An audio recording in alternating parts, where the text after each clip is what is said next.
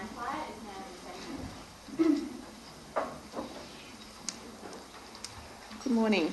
This morning's first witness is Roderick Incoll, who is a bushfire risk consultant. Mr. Incoll, could you come forward, please?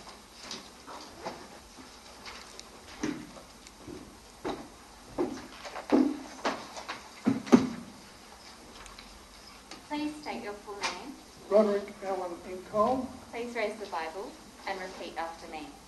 I swear by Almighty God I swear by Almighty God that the evidence I shall give that the evidence I shall give to this Board of Inquiry to this Board of Inquiry will be the truth, will be the truth, the whole truth, and nothing but the truth. Thank you.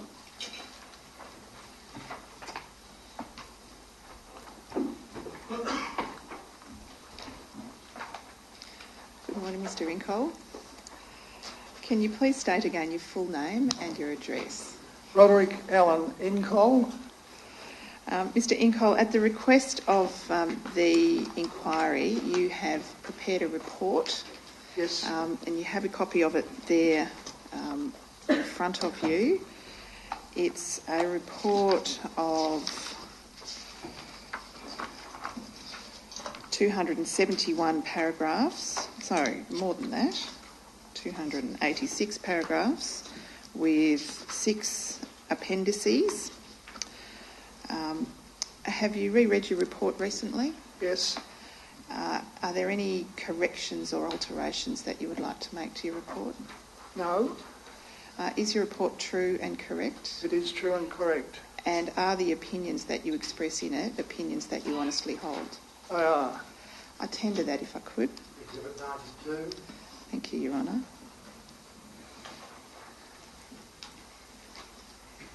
One of the appendices to your report, Mr. Incoll, in fact, your first appendix is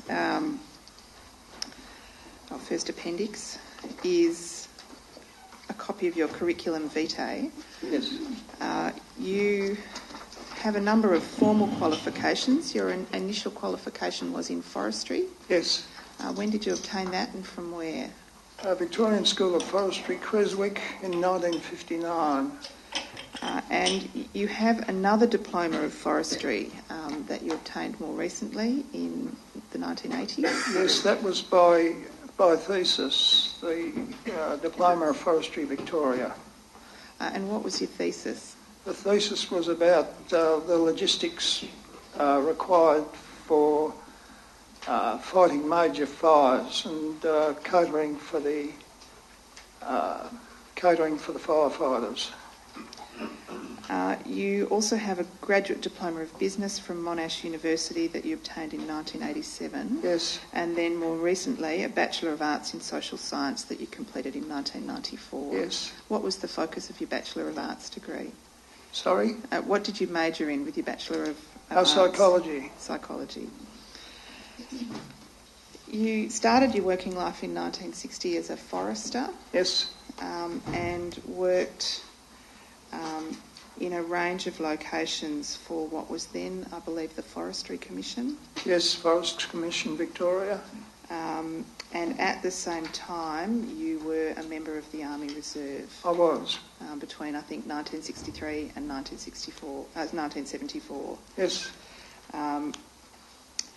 Between 1971 and 1972, you were a fire training officer with the Fire Protection Branch in the Forests Commission. Yes, I set up the training department in the Forest Commission. And then from 1976 through to 1984, you were the District Forester at Toolangi. Yes. Again for the Forests Commission. That's correct. And Toolangi is a forested area to the northeast of Melbourne. That's correct. Yes. That position was made redundant in 1984 and yes. You moved to a quite different area of employment with the State Electricity Commission of Victoria. Yes, there were similarities, but there were certainly differences. Yes, and you worked for the State Electricity Commission here in the Latrobe Valley between 1984 and 1989. Correct. And what were the different roles that you held with the SEC? I came in as the emergency services officer looking after the shift fire service, which attended to everything outside the open cuts. The open cuts had their own fire services. And I attended to the rural services group, who had a role in forestry-related activities, firefighting and rehabilitation works as contracted. And you moved from that position. Yes, I became the Superintendent General Services in 1986. Following the time of the Ron Boyd, and I pretty much stayed in that position for the rest of my time in the Valley, although it changed. There was a reorganisation that gave me the same job with a different name, which was Manager General Services. The job looked after all of the service provision right across the Valley, drafting, survey, rural services, emergency services like the shift fire service and some other services. And it pulled all that together into a single focus. And subsequently, there was a reorganisation that was, I guess, focused on preparing for the privatisation. I did a similar job, but I shifted it to Yallourn as the services manager at Yallourn. And that's the last role that you list there at the Yallourn Production Centre between 1989 and 1990. That's correct, yes. During this period, in about 1987 to 1988, you directed your attention to the future of the fire services group that was employed by the SEC. Yes. Can you tell the board about that? Yes, as I said, I managed a 3-shift fire service. They were industrial firefighters, and there was about 3 shifts across 3 stations with a good range of equipment. From memory, there was about 40 personnel. And this was separate from the mine fire service? Yes, quite separate. It looked after all the infrastructure outside the open cuts, and it attended in support of the open cut fire services, including power stations. They often went to power station fires. Sometimes they backed up open cuts. They also did emergency rescue. They were specialists in emergency rescue. And it seemed to me, working with the group, that they didn't have much of a career plan. I guess there was an inkling of what was coming up. And by which you're referring to the privatisation of the electricity industry? Yes, reorganisation.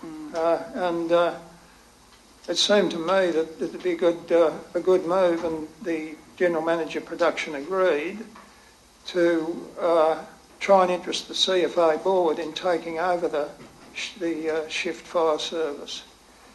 And as a result, the CFA board came down and met in the Valley. I made a presentation to them and showed them the facilities.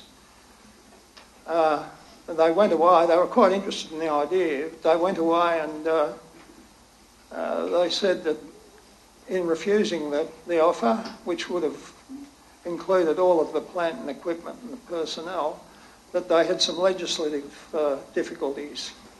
The bottom line. Wasn't a party to the board minutes or anything like that, but I guess the interesting point was that a couple of years later, following privatisation, the government simply dumped the protection of what they'd been looking after and a lot more in the lap of the CFA and said, there it is, it's yours, it's in the country area of Victoria, look after it. And I'm not sure exactly what happened to the members of the shift fire service since I was working in another area, but I think there was an opportunity foregone there. Was the mine fire service included in that proposal? No. No. No, they were very separate. And I really had any business with them. We had a mutual understanding that they knew their business, they were very good at it, which they were, and I knew my business, and if they needed any assistance, they'd let me know. I was quite happy with that arrangement because it worked very effectively. Now, your time with the State Electricity Commission came to an end in 1990 and you moved back to the forestry area. In a manner of speaking. This time as the Chief Fire Officer of what was by then known as the Department of Natural Resources and Environment. And that was a role that you held for 6 years until 1996? Yes, I moved back. There was a number of identities of the department that I worked for. I think it was Conservation and Environment to start with. It went through... had various names, Conservation, Forests and Lands at one point? That was initially. Conservation and Environment. It went through... I had 5 ministers and 2 governments in 6 years. And I think there were either 3 or 4 identity changes. So it was fairly difficult knowing who you were giving advice to at times. But yes, that was my lot. And during that time, you were also a member of the board of the CFA? I was. And you were also a director of the Australasian Fire Authorities Council. Yes, I was a foundation director of that. We got together and decided it would be a good idea and set it up, and it's still operating. Indeed, it's just made a submission to the board. Now, you left that position in 1996. Yes. Was that a semi-retirement move? Well, I guess it is, but it hasn't turned out to be. And since that time, you've been working as what you call a bushfire risk consultant. Yes. What is the kind of work that you've done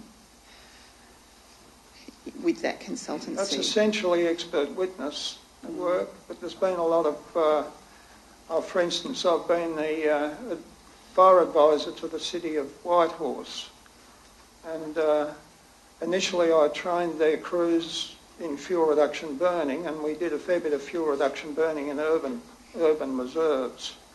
We moved that to contract for health and safety reasons, and but I did all their planning. They had some trouble with intense fires in some of the bigger reserves, and I did a strategic plan for them and a fire prevention plan for each of the reserves, and there hasn't been any similar incidents since.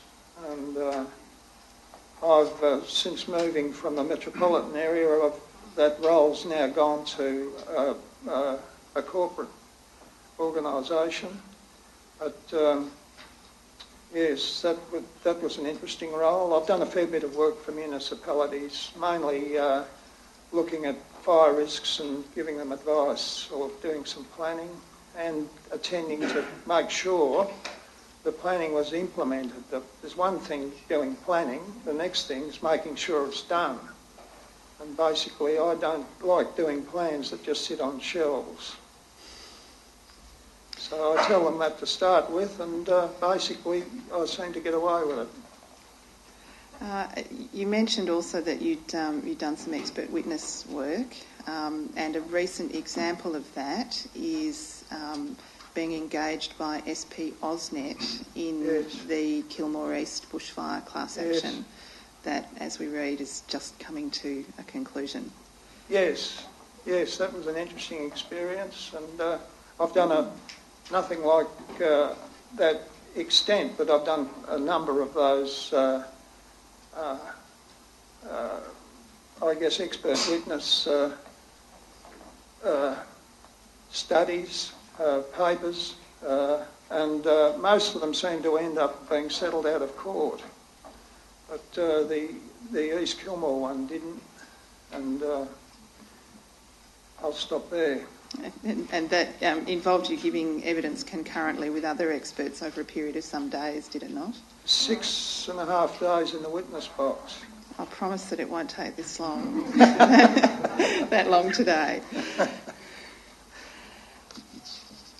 Can we leave your career and your collection of experience and expertise and move to the instructions that you were provided to complete your report?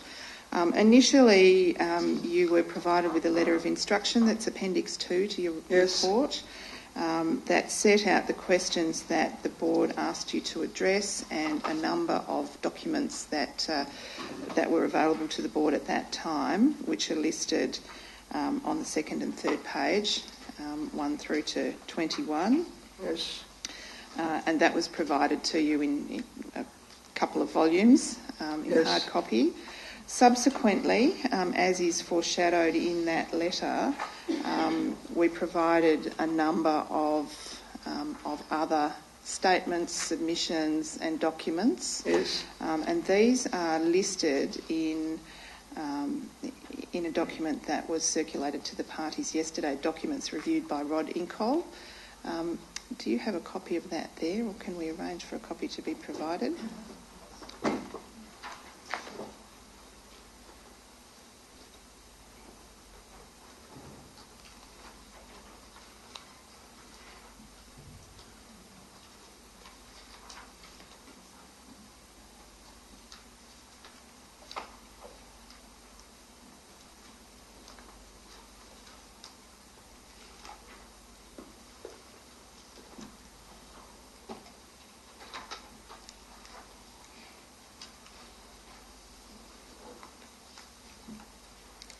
We found it. Thank you. Now, I think this is a document that you reviewed yesterday or the day before yesterday. Yes, that's correct. And that sets out a list of the additional material that you were provided with after your initial letter of instruction. Yes. And it's worth noting that some of that material, in particular the statement of Richard Polmere and the statement of James Faithfull, and also the transcript of the hearing on the 11th of June, were only provided to you on Wednesday. So you didn't have that material to hand when you wrote your report? No. No. Having read that material and having sat through Mr Polmere's and Mr Faithfull's evidence yesterday... Yes, it was interesting. Did you reconsider or review any of the opinions that you expressed in your report? No, I think they reinforced the opinions that I had in the report. It was more information, and I guess the report would have had a different slant if I'd had that, but it's just the way it happened. And then finally, in terms of your instructions, you visited the mine on Friday the 16th of May together with Professor Cliff. And can you outline, what you were able to see and the information you were able to obtain during that site visit? Yes, well, we entered the mine via the lookout on the southern side. I could immediately see it was much bigger than it used to be. In fact, the size and expanse of it is one of the big issues that I guess confronted the firefighters. But from there, we had a good tour around the mine and down into the area of across the top of the groins into the northern batters, and I was able to see all that firsthand, and it was quite a good tour. And I think there are some photographs that you took during that tour that you've incorporated into your report. I have, yes. I should ask that document, headed documents reviewed by Rod Incol, be incorporated into the exhibit that is his report.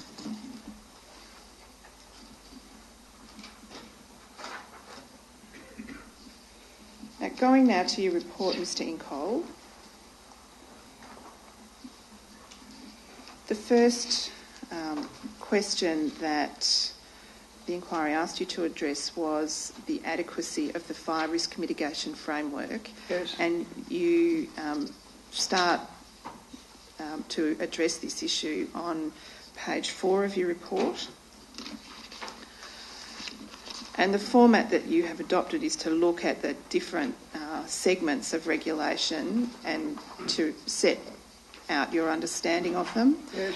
And to express a brief view at the end of each section about the adequacy of that particular kind of or area of regulation. Yes. The first of those is mine regulation. I won't ask you to go through the basis of the regulation. I'll take you straight to paragraph 44.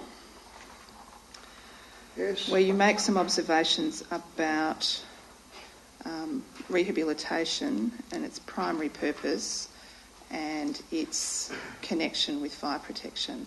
Yes. Could you expand on that, please? Well, rehabilitation is, of course, the process for restoring land capability, and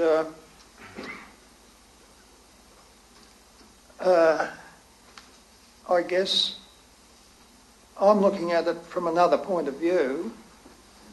I don't see fire protection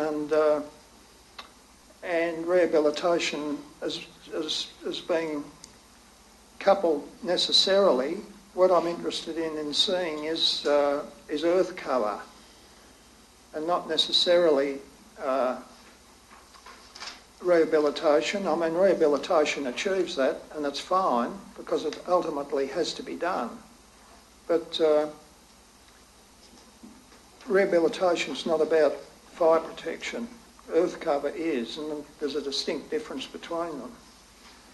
All right, so there's an acknowledgement there at paragraph 44 and 45 that rehabilitation's primary aim is not fire protection, but it is a side effect of it, if you like, or a side benefit of it. Absolutely. That's good. It's obviously from a corporate point of view, if you can do the rehabilitation, it saves you additional cost that might be incurred in protection. Given that it's work that must be done at some stage between now and the end of the mine licence. As long as you don't have to undo it before you do the rehabilitation through changing your angle of repose of the batters or something like that. Yes, I just see them as two separate things. Really what I'm interested in is earth cover on exposed coal, either earth cover or water on exposed coal during fire danger weather. All right, and we'll come to that in a while.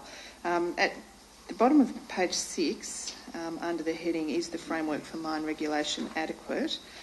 You express a number of conclusions. Could you just talk through those, please?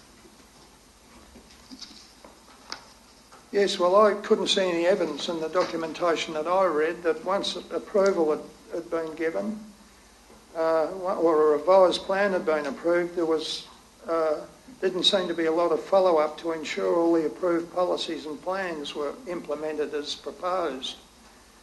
And the main opportunity for monitoring seemed to be the occurrence of a reportable event, in which case the mine was required to provide details of actions taken or to be taken to prevent a recurrence of the event. But I couldn't see any evidence in what I read that there was going to be an audit of effectiveness at the end of that process. Right. And the evidence has been that since that requirement was included in the Mineral Resources Development Act in about 2010, there's only been one major mine fire reported to the Chief Inspector of Mines, and that report was made orally. Yes. And in view of the establishment of this inquiry, no further follow-up has been. But it seemed, from what I read, I didn't see that there was anything in there that said that, okay, let's do a follow-up and make sure that what's been proposed or is actually being implemented. That's a big problem with planning all the way through. And then you note at 62 that there is a variation between the fire service network schematic that's part of the original work plan that was approved in September 1996 Yes. and the fire service network as it was at the 9th of February. Yes, and we've subsequently heard a lot more about that. But comparing the original plan in the mining licence schedule of conditions and the one that was tendered to the inquiry by Mr Dugan, there's the obvious difference that the northern batters didn't seem to be covered in the later model, and as I say, the inquiry's heard a lot about that. Probably the most important conclusion that you draw at this stage is that the mining licence conditions don't really deal with fire protection. Yes. Aside from a reference to bushfire mitigation program, emergency response plan, fire instructions and fire protection policy. It's hard to find. It's not in the actual licence conditions as such. It's tucked away in the rehabilitation department, and it's not part of the initial conditions. I had trouble finding it. It's in the rehabilitation documentation. So this is in the 2009 variation to the work plan. There's in the original licence document. Yes, all right, yes. There was only one page that covered all of the aspects of fire protection, and it just heads of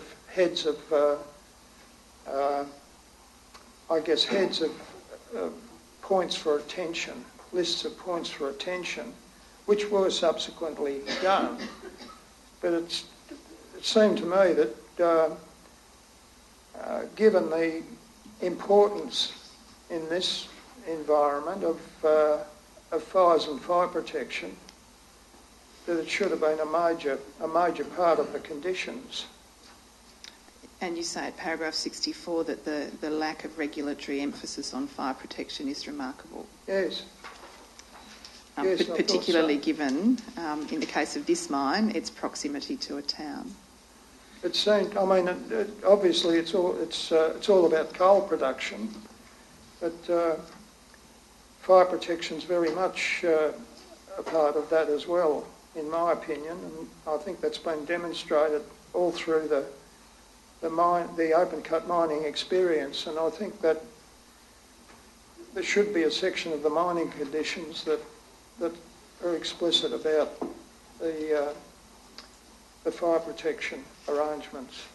And then the last point you note there in relation to the scheme of mine regulation is you put it quite diplomatically, extended timeline for the devising of a methodology to assess the rehabilitation liability. Yes, well, I guess that is something that needs to be done. I can't quite see. I mean, it's obviously very complex and it's probably quite political as well. But if you look at 500 hectares of mined over country and $15 million, you come up with $30,000 a hectare, and I don't think that'd do a lot of rehabilitation.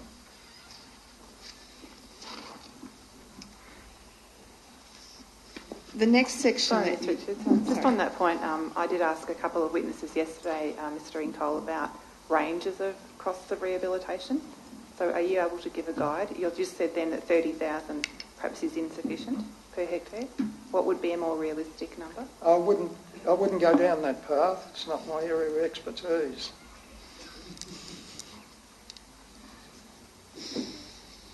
We haven't yet found the person whose area of expertise it is, Mr Incoll. I think it'd probably cost that to get rid of the infrastructure. The next area of regulation that you deal with is occupational health and safety, starting on page 7, and you identify a couple of issues at the top of page 9. The first of those is at paragraph 77. I'll sort of start at paragraph 76 but move to 77, and you identify that, as far as you could tell, there was no arrangements to address the mine operator's obligations under section 23 of the Health and Safety Act. Yes, I found that that's quite interesting. As Section 20 sets out the obligation to employees, and Section 21 sets out the obligation of employees. Section 23 sets out the obligation of a corporation to other parties, which I believe would include the people in the nearby township, particularly in view of the proximity of the township, which was in existence when the company took the operation over. And it would seem to me that if that statement had been made in some form and taken up as a risk assessment, then maybe this could have been foreseen and some preventative measures could have been taken. But there's an opportunity there. It's not well defined in the Act. There's no implementation or regulations about it.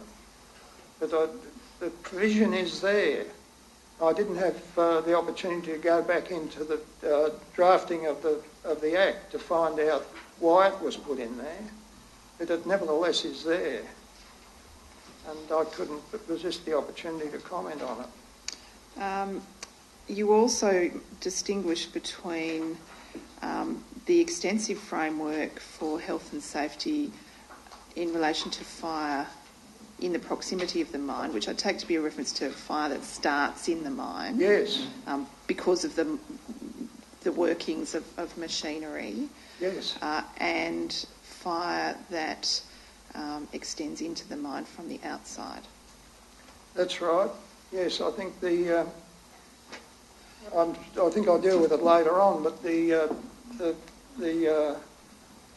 infamous bow tie diagram and the flow on from that does identify bushfire and give some parameters for its management, but it doesn't seek to extend that beyond the perimeter of the mine by going out and looking at risk factors that might cause ember showers or whatever, some sort of fire incident to the mining operation. And you make the observation at that point that the measures that are adopted in relation to externally caused fire are reactive rather than proactive. Yes, that's right. They are.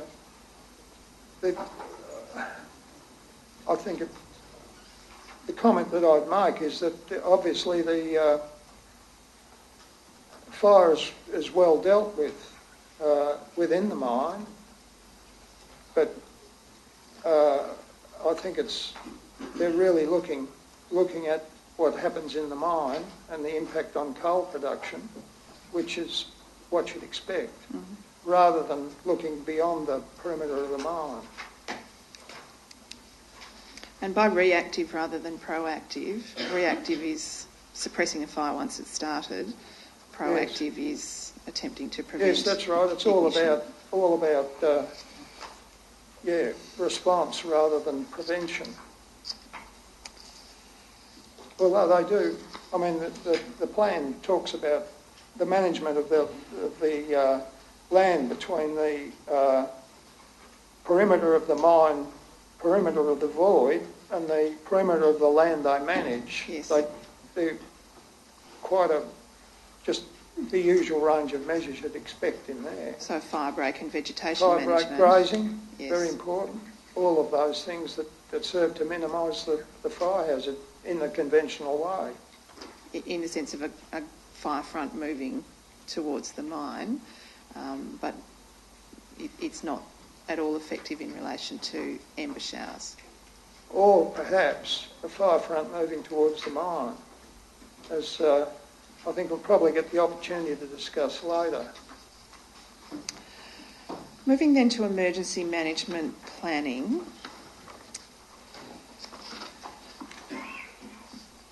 There are a couple of observations that you make under this heading, having reviewed the arrangements that are in place. And one of those is at paragraph 104 about the overlap between fire management planning and the long-established municipal planning process. By that, do you mean municipal fire prevention planning? Yes, Municipal Fire Prevention Committee, yes, and of course that's currently in process of change. But as far as I've been able to find out, the change hasn't actually occurred yet. Yes, so we had some evidence from Mr King, and I think you were here for that evidence. And he spoke about the transition from a municipal fire prevention committee to a municipal fire management planning committee. Yes. And the point that you are alluding to here and that you draw out later in your report is that there is a legislative basis for municipal fire prevention and the work of the Municipal Fire Prevention Committee, but there's no legislative basis for integrated fire management planning at any level. Well, I'm interested in that area, yes, but I think I might say that I've attended municipal fire prevention planning committees for 30 odd years in various parts of the state. And it was very good from the point of view of getting to know the people that you'd be fighting fires with.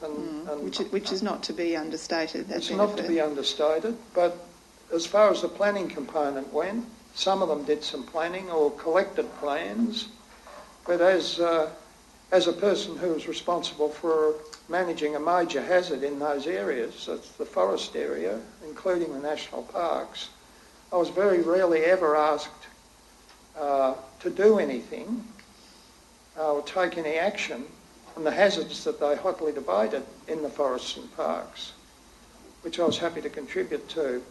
In other words, it was basically a planning committee that made plans, that sometimes made plans that were never implemented. There's really no implementation. There might have been some brigades, it might have been good for brigade coordination of roadside burning and things like that. But a planning committee really doesn't do anything. I've got the same criticism of the new system. There's really no, as far as I'm aware, there's no enabling legislation that says once you've made that plan, here's how it's going to be implemented.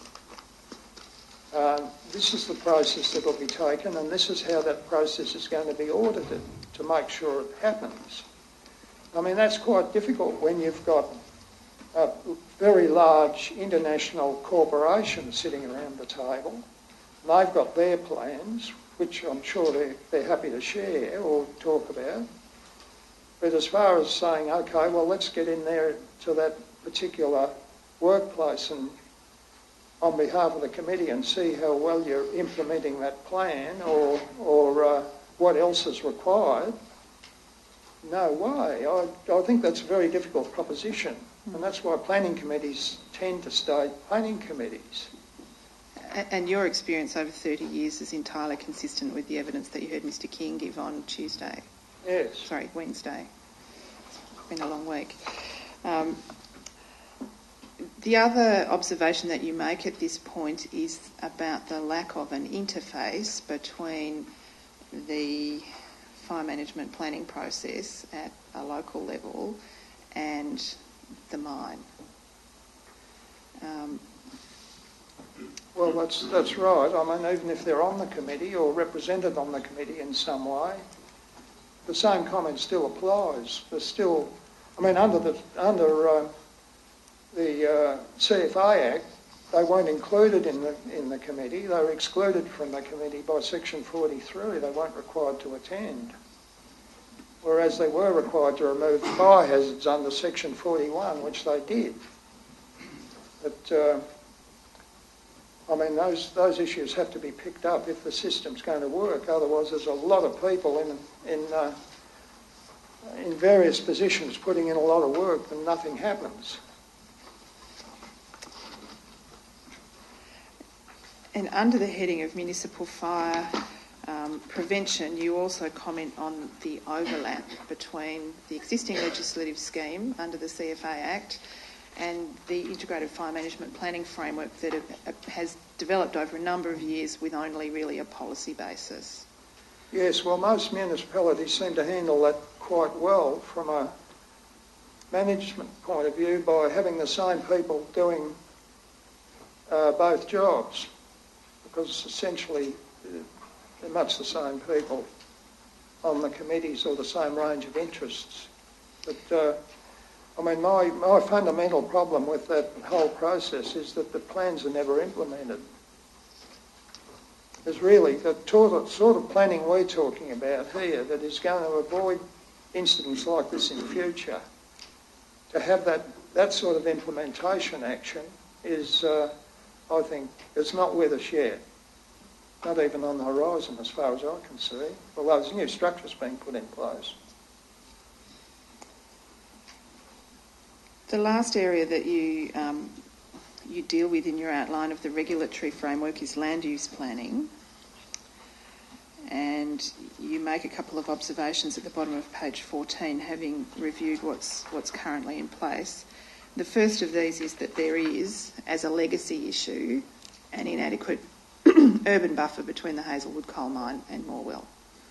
Well, absolutely. That's the elephant in the room.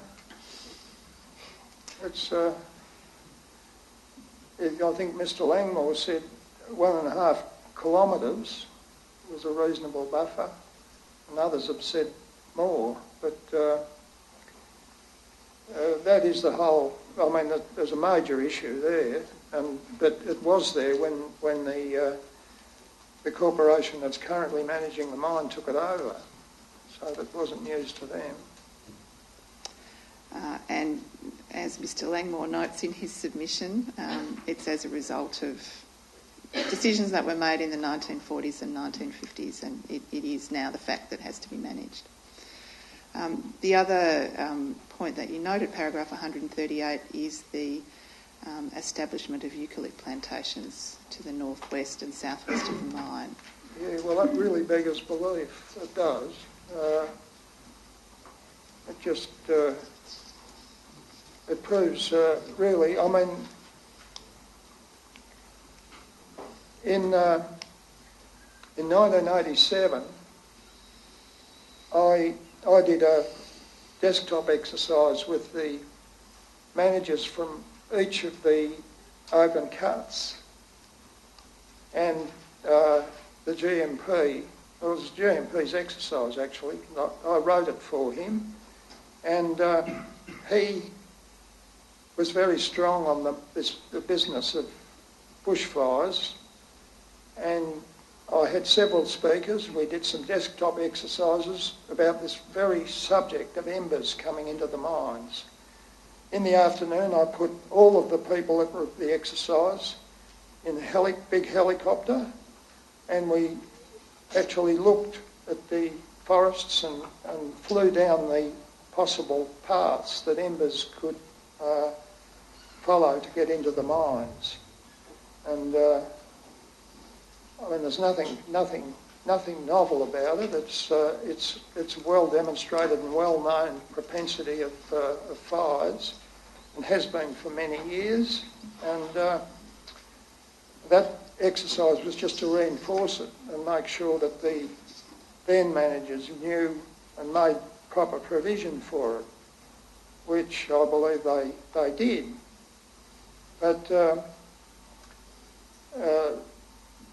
that was what, I mean, there's nothing new about it, and it just beggars belief that in the very, because of the nature of the fire threat, the northwest, or the north to west sector is the one that's most important from the intense fire point of view, and lo and behold, here we have eucalypt plantations right in the path of fires, which I found incredible. And the evidence is in a state of some uncertainty about when those plantations were first put in place, and whether it was before or after the mine extended or was given permission to extend westwards. Well, nevertheless, I mean, we're not talking about a kilometre or two. We're talking about the ability of long-distance spotting. And those plantations aren't far from the mine. I mean, you can debate the issues of who did what when, but the fact is they're well within spotting distance as any Fire Management 101 lecturer would be able to demonstrate. So again, your point is like the town of Morwell, they're there and it's a risk that has to be acknowledged and dealt Well, with. they are there, that's right. I mean, that is a fact. The plantations are there. I'm not sure for how much longer. What the rotation is for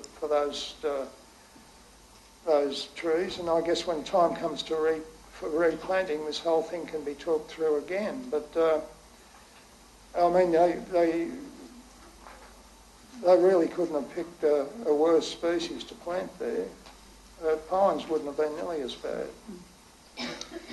If we can move to part 2, in which you deal with the adequacy of measures taken by the mine operator to mitigate the risk of fire at the mine. Before we move to your report, I'd like to ask you about your views on the foreseeability of the fire that took hold in the mine on the 9th of February. We've had numerous witnesses describe it as unprecedented, entirely unpredictable, and you were here yesterday when Mr Polmier made the point that on average an external fire had entered an open cut mine in the Latrobe Valley once every 45 years, and it hadn't happened since privatisation of the mines. What's your view about the foreseeability of the fire that happened in February this year?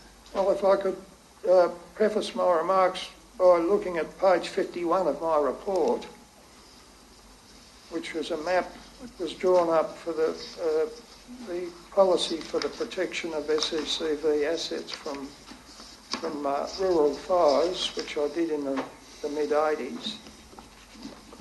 That shows the number of fires between 1923 and 1983.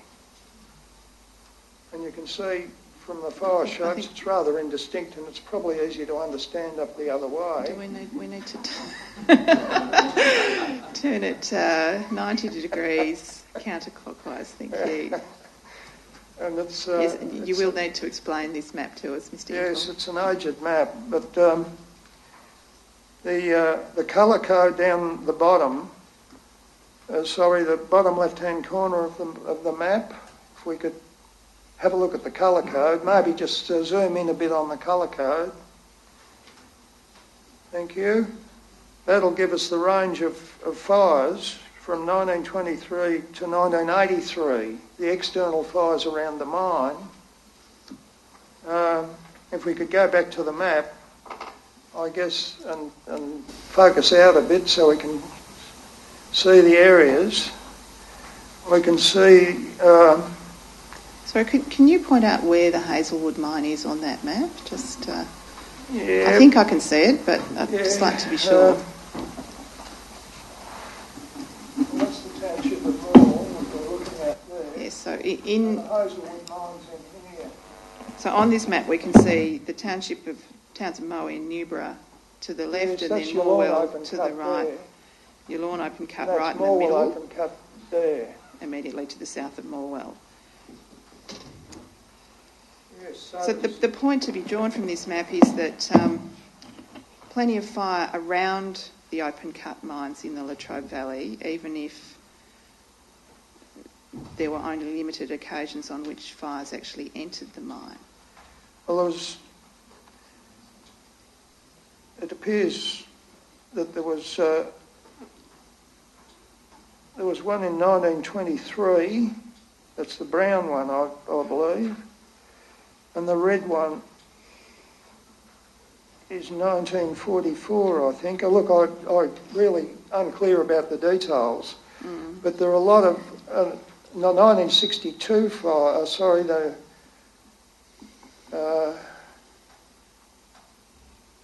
let me see, the 2006 fires came down from the state forests and very nearly went into the lawn open cut. I think they threatened Newborough at one stage. They're not obviously outside the time frame of this map. But the point here is that it's a fire, apart from the details of the fires, which can be explored and properly labelled and what have you, that the mine is set in the rural countryside, and there's rising ground to the west of the mine, and it's a perfect situation for a high intensity fire, as happened. And it's significant. It's a significant event. It's a significant opportunity for high intensity fire. And the fact that it doesn't happen very often, there's some debate about how often it could happen if you want to put probabilities on it. But the fact that it happens at all, or it's likely to happen, is the issue that has to be managed. Not we've had one now and it won't burn again for 5 years, so we don't need to do anything, or it doesn't happen very often, so we don't really need to do anything at all.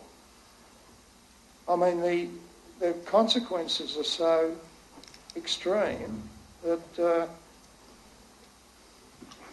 maximum, I think the Health and Safety Act says something about taking the maximum, reducing the risk to the absolute minimum if the risk can't be eliminated. This risk can't be eliminated, it's always with us. So it's got to be reduced to the absolute minimum. And at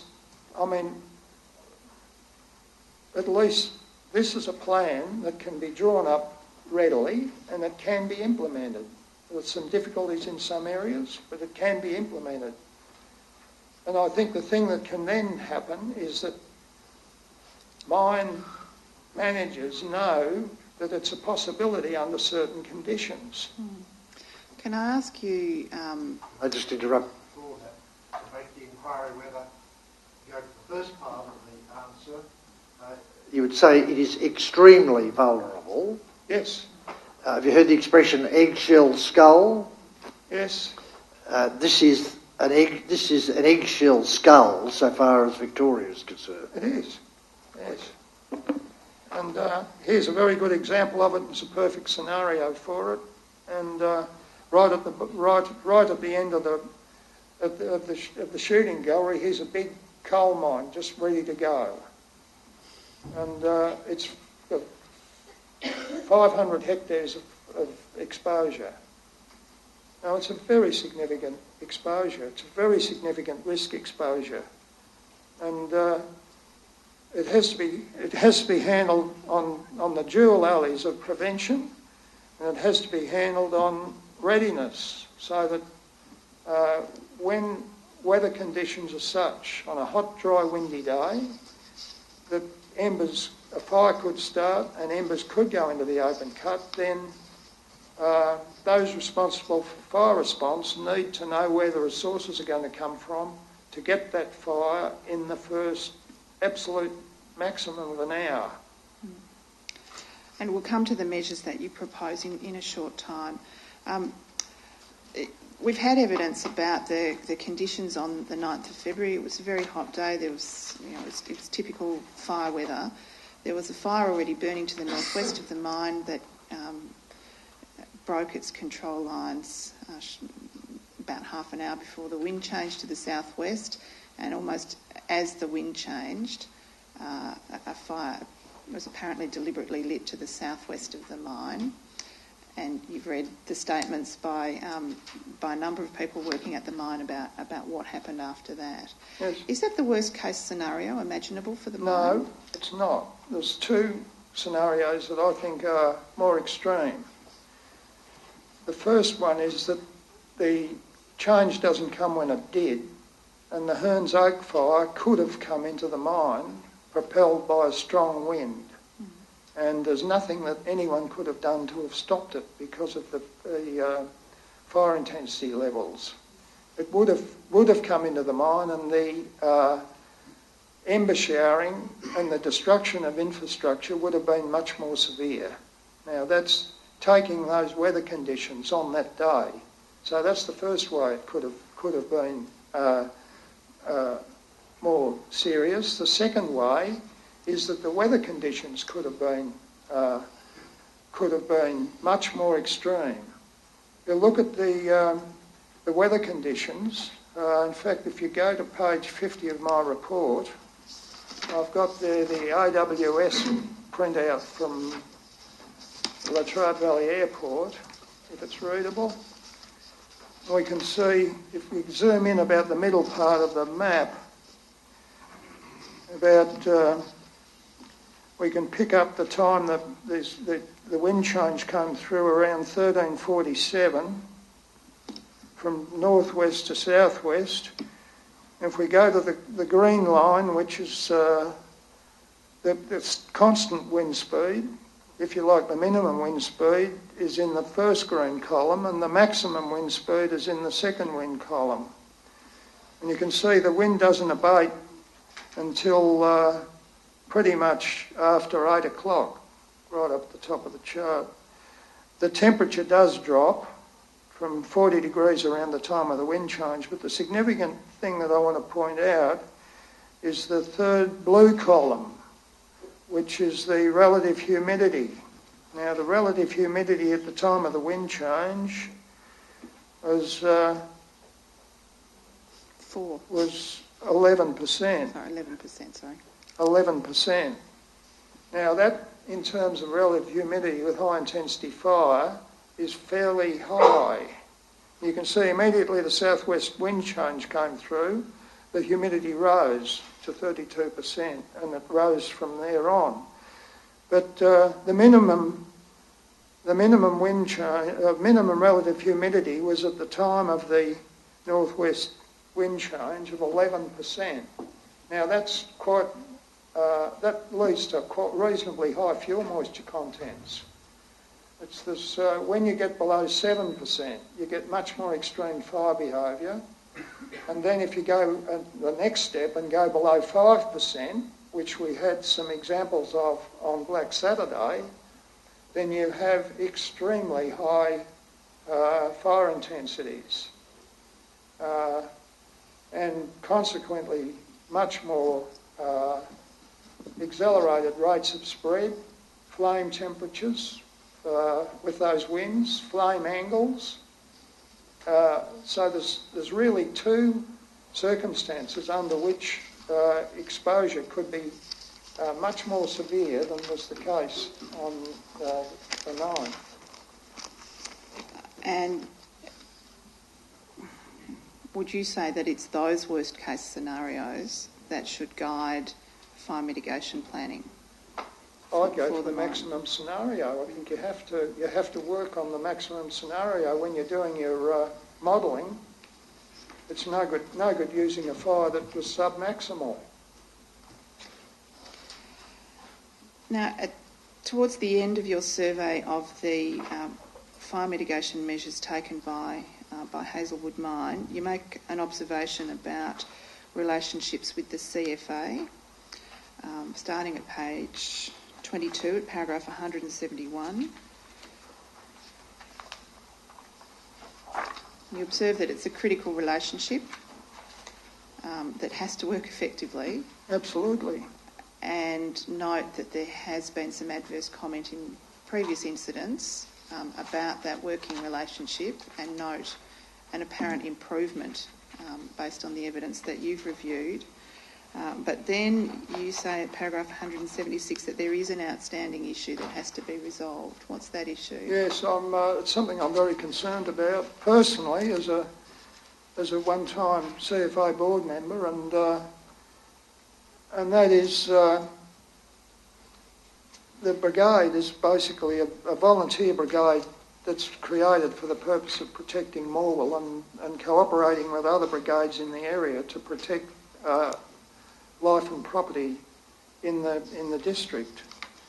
And it has, by virtue of privatisation, been, if I could use the word, lumbered with the responsibility of supporting fire suppression in an industrial operation, which is outside the normal charter of a rural brigade or an urban brigade, requires specialist skills, and it's okay, sure, that those specialist skills can be provided, and provided the volunteers are willing, those specialist skills can be learned. I'm not aware of any brown coal firefighting competencies on the Australian training framework, but the mine has its own training program which fulfills its needs. But okay, say you put your CFO volunteers, they say, okay, we'll have a go at that, and they're trained and accredited as brown coal firefighters, and come another 9th of February, and at 9 o'clock in the morning a fire breaks out at Morwell North, and everyone rushes down there to save the town, and another fire puts embers into the mine, and the backup brigade comes in from Tyres, who haven't had that training, and they're really not a lot of assistance, especially initially, because they don't know their way around the mine and they haven't got the skills and competencies. So I think there's an issue there. There's more. It's not that I think there's an issue there. I know there's an issue there. And, I mean, volunteers are a valuable commodity in a community, and particularly in a fire brigade when they're trained.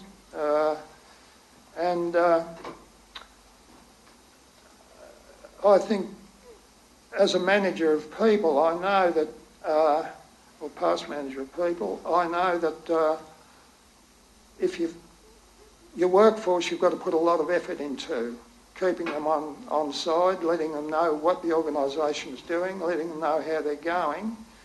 A lot of energy and effort goes into that, but there's a lot more energy and effort needed with volunteers than there is with a regular workforce to keep them on side so that they're going to come back and they'll be there next time you need them. Now, I think for the government to expect the CFA volunteers just to do that and take on this extra task, I think it's what I might call a great expectation. And I have got personal feedback from local brigade members who, for obvious reasons, didn't want to put in a personal submission, that when a mine fire comes up, they basically don't attend. And now the paradox is that on a day like the 9th of February, the absolute requirement is to get that fire under control as soon as possible. The thing about a successful fire campaign is that the fire is hit hard, it's hit immediately, and that's your best chance of putting it out. Once it grows and spreads, then you're into a prolonged campaign, particularly in a scenario like the open cut mine. Now, I just can't in my mind see how you're going to be able to engage a volunteer brigade. Okay, there's permanent shift support down there. I can't see how you're going to engage them in time on a predictable basis for every future emergency to do what's needed. And there's a big hole there, I think, that needs to be worked through. And in my view, my personal opinion is it's totally unfair to ask the CFA brigade to do that. And that's reflected in one of the recommendations that you make in part 4 of your report. Moving to page 23 of your report under the heading, Is this an adequate framework? You identify one key issue at paragraph 189, which is the protection of exposed coal that ignites easily on hot, dry, windy days. That's the key issue for resolution in your view. It is, yeah. And then at paragraph 194, you identify 4 issues that, in your opinion, are not adequately covered by the existing framework in place at the mine. can you just explain each of those and why you think each of those is an issue? Right. Well, the effective protection of exposed coal faces in the worked out area, of course, the classic there is the northern batter, which I think we all know who in the inquiry yesterday, we all have a knowledge of where that actually is, but it's the bit sitting underneath Morwell. That's a key issue, but there's exposed coal faces is one thing, but of course there's a lot of other coal that's in, I guess it's in dumps of different sorts, and overburden of different qualities has got different amounts of coal in it. So if there's coal on the surface, I guess it's exposed to burning. But those exposed coal faces, the batters, the northern batters in particular, I think are particularly important. Effective protection of those by some scenarios, and we heard some of them yesterday, I think that can't be left undone. The control of vegetation growth within the mine, there's a couple of photos in my report that maybe we could go to that show These are on pages 31 and 32 of your report. Yep. 31, that one. And that was a photograph that you took on the 16th Yeah, of May. I took it when I did the trip. Now, okay, I know there's a bit of a push-pull here between dust suppression and fire protection, but when you've got vegetation like that on coal batters and you've got embers dropping into it, two things are likely to happen. First of all, you can't get to the seat of the fire, which proved to be the case according to witness statement on the 9th of February. You're referring to James Major's statement. Mr. Major's statement. And the second thing is that on a hot, dry, windy day, you're likely to get a scrub fire in there as well. And you make the point that control of vegetation within the mine is not currently addressed by the mine No, it's not covered by any of the policy and code of practice, instructions. and it should be. Should be. I mean, they make good points about control of vegetation outside the mine, but they don't refer to the control of vegetation inside the mine. Basically, there's almost a complete. You've got ground flora there, and you've got your scrub layer, and in places you've got trees. Yes, so, and I think if we look at the next photograph, we'll see some of those.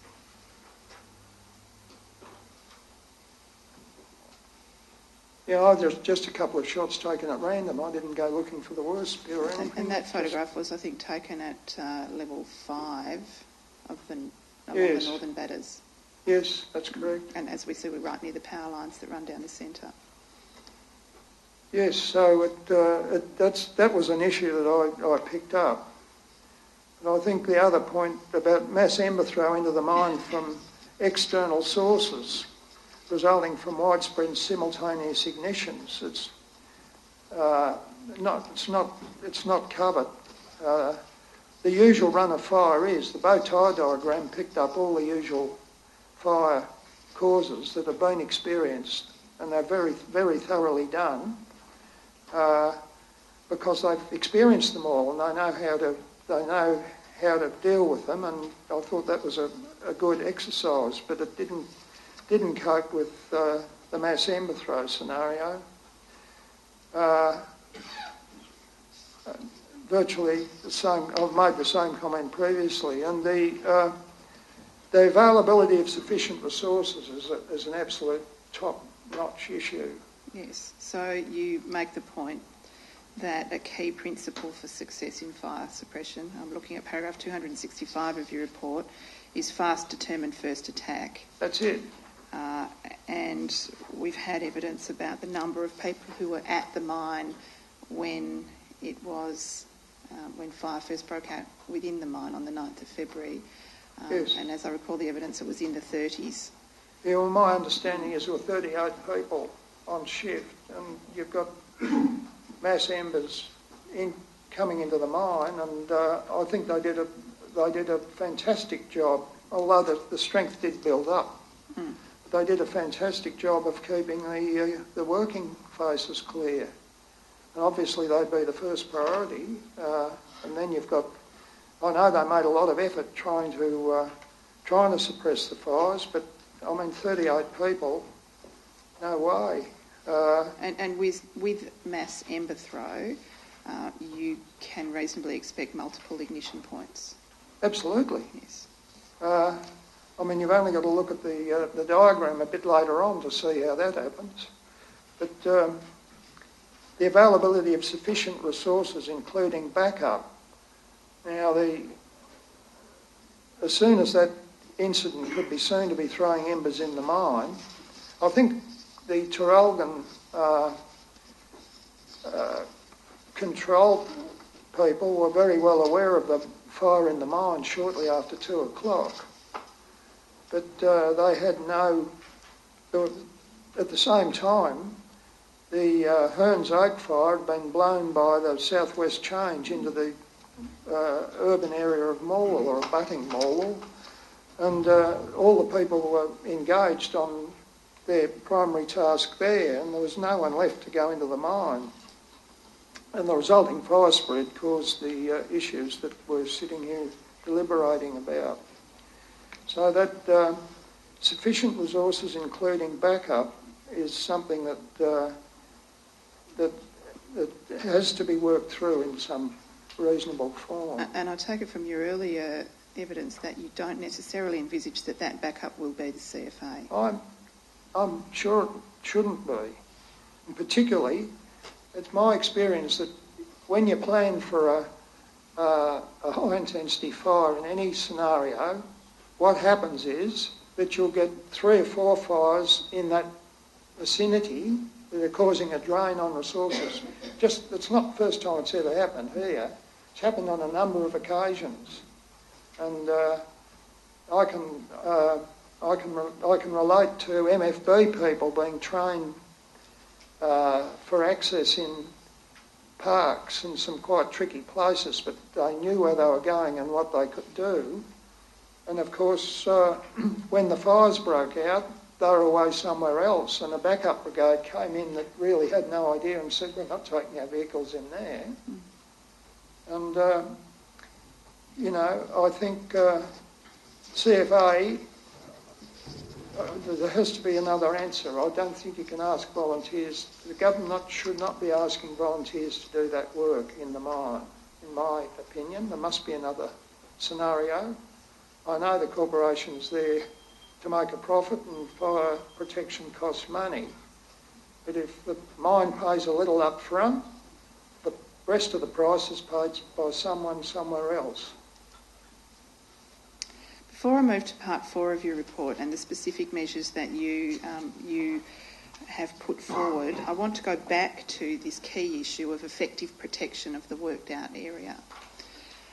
And you state very succinctly at paragraph 197 of your report that effective fire protection of a mine this size from ignition by flames or embers from outside the mine can only be achieved by either covering exposed coal with earth and or applying a water spray to wet down coal faces. Yes. They're the 2 alternatives. Are there no others? Well, there's some talk about different types of coating. Yes.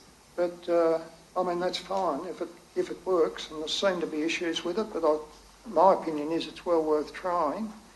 But, and I know you've got a problem on some of those steep batters of the angle of repose is too great to put a layer of earth on.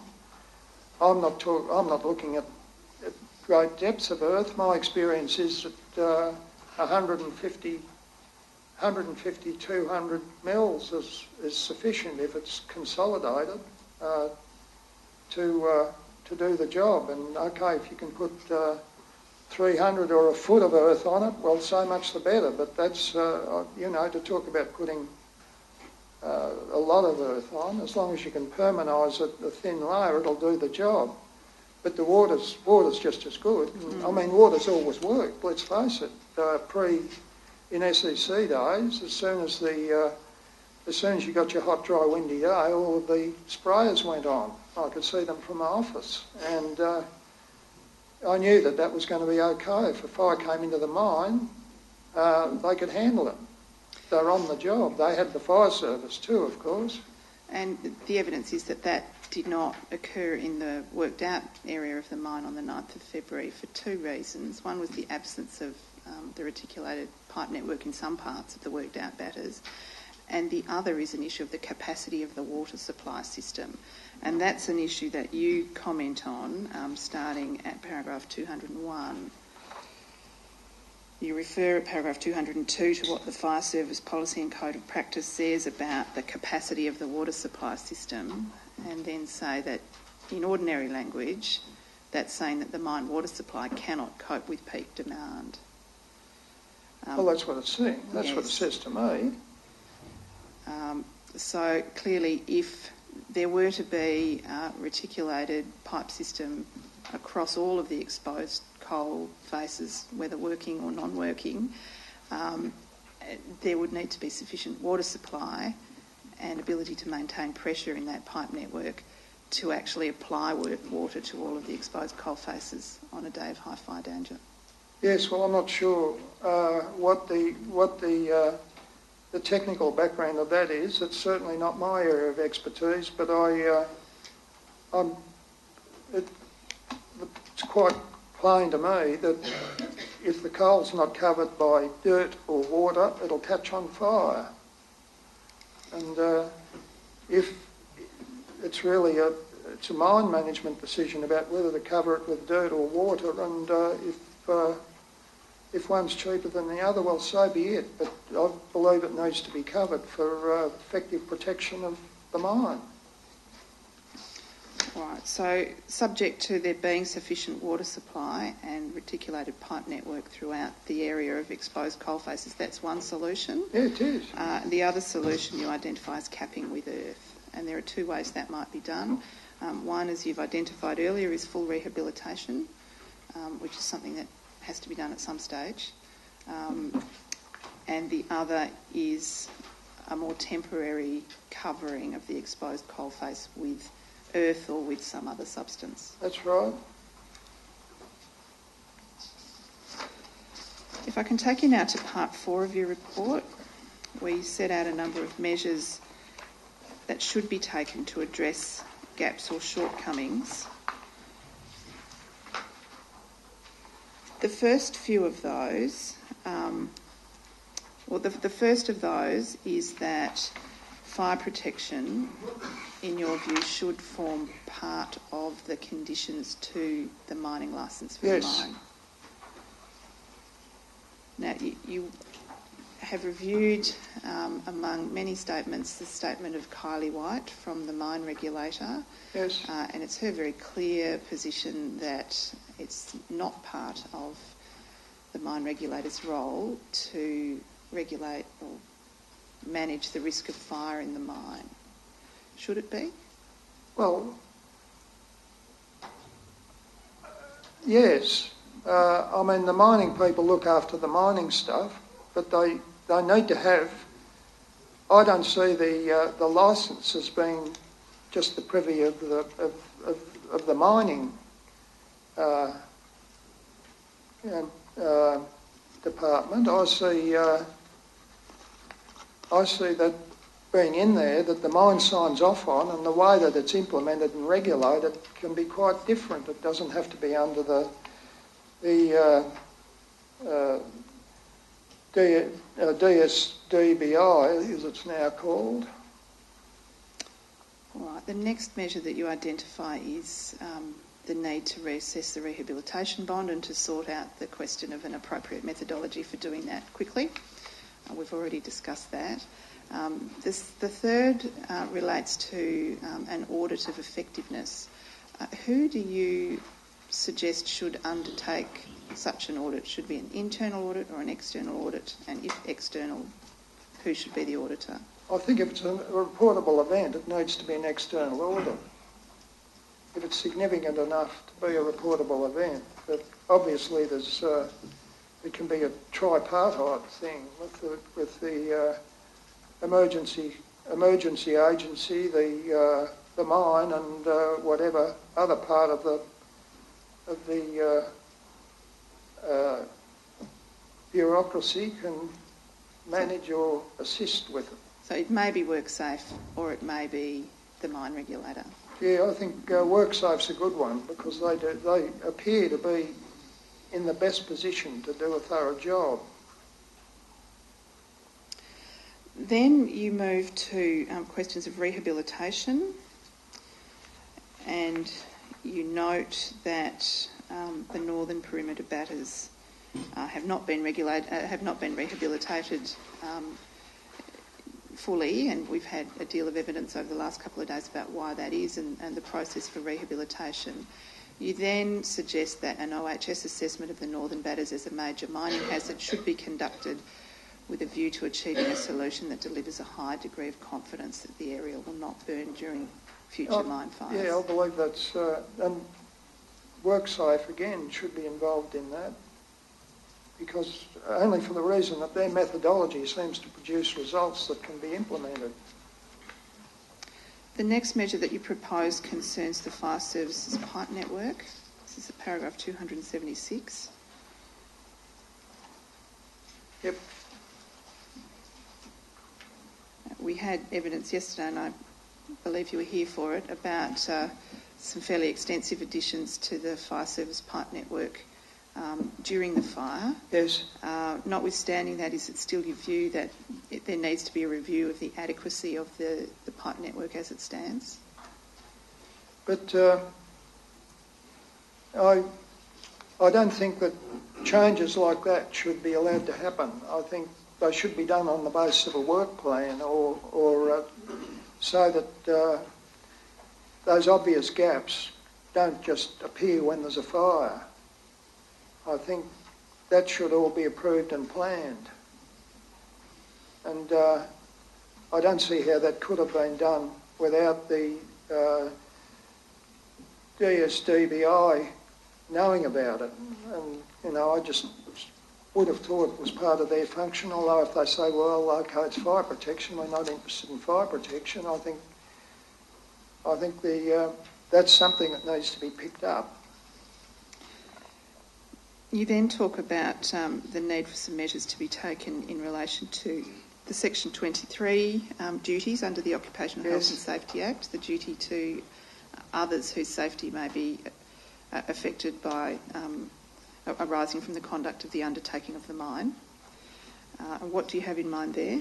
Well, I think there should be under Section 23, if it's to mean anything at all, then it ought to be teased out and a protocol established. And to me, that could be a good foundation for making sure that an event like this doesn't happen again. It's a possible springboard for it, but it's simply a suggestion that needs to be worked through. And that's a protocol to be developed by the mine operator under the auspices of WorkSafe Victoria. I think so. With its advice and input.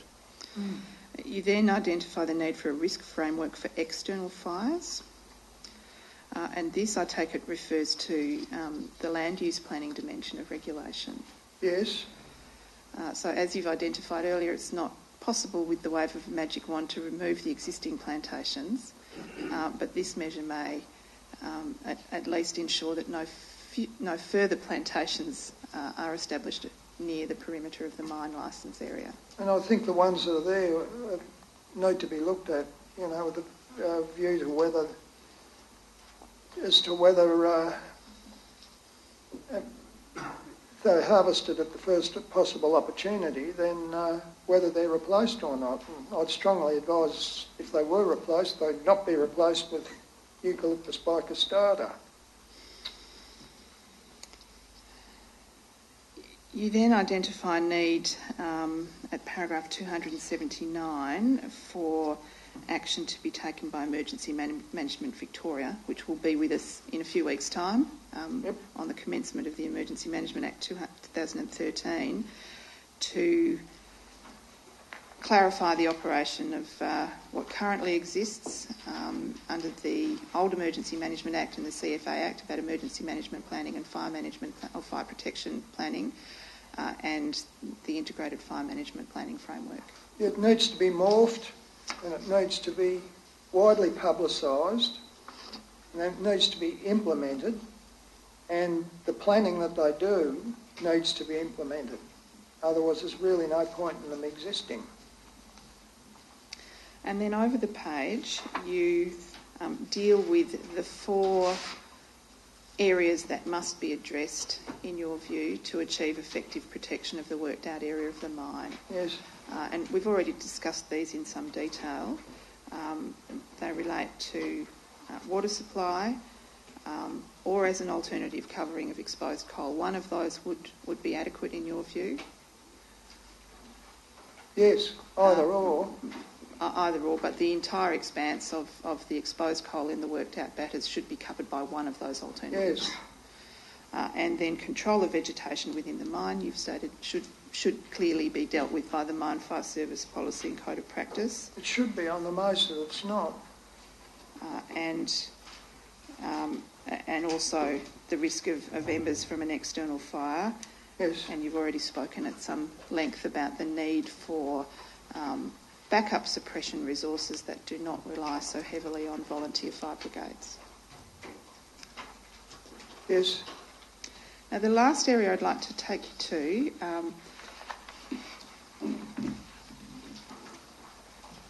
is a section in Mr Lapsley's first statement, Right. where he deals with questions of prevention. You read this a long time ago and you've reviewed this section this morning, I understand. Yes.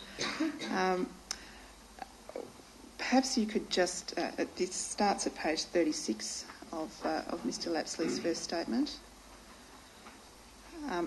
You have a number of observations and comments that you would like to make about this. Perhaps you could just take us through paragraph by paragraph and identify what issues you have. I can deal with the first 2 pages fairly quickly. Paras 208 through to 219 talk about planning, and they really don't talk about implementation. Excuse me, Mr Inkle. Okay, go on. All right? They don't talk about implementation. I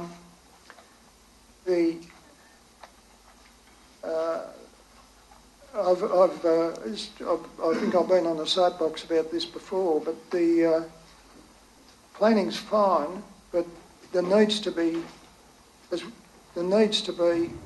a framework for implementation, and there needs to be a process so to ensure that the implementation's carried out and audited.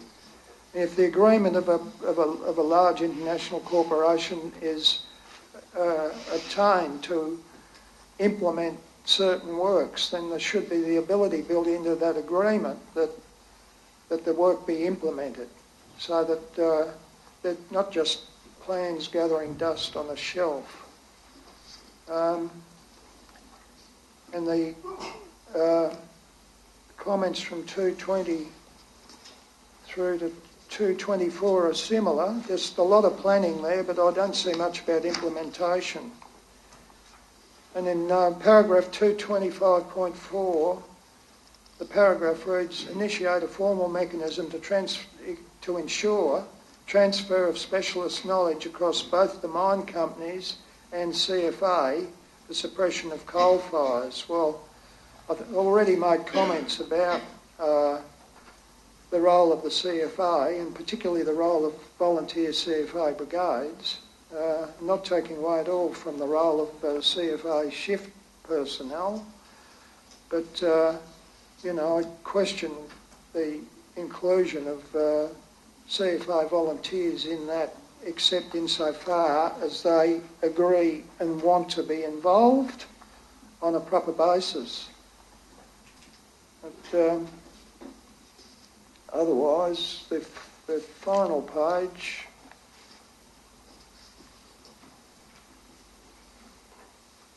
on para 227.4, the further legislative reforms are under development to enable improved all hazard planning across government, business, industry and the community of Victoria is excellent work. It certainly needs that additional paragraph about how these plans are going to be implemented, and those have been my comments, ma'am. Thank you, Mr Incoll. I've no further questions for you at this stage. Do members of the board have any questions?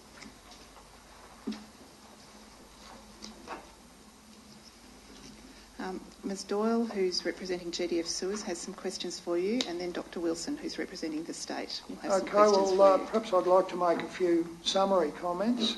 Please do. Just a few short comments. But it's my firm opinion, based on long experience, that the fire on the 9th of February was not the worst case scenario. There are worse to come. Why not prepare for it? As David Cliff said yesterday, you may not have to wait another 50 years for this to happen again, and I'm quite sure of that. There's a range of factors that point out that may well happen. During the preparation of my statement, I reviewed the internal mine fire documents, and with the exception of the alternative method for the fire protection of worked over batters, which I can't subscribe to at all, I found they reflect many years of fire experience in a difficult operating environment and stand up to scrutiny.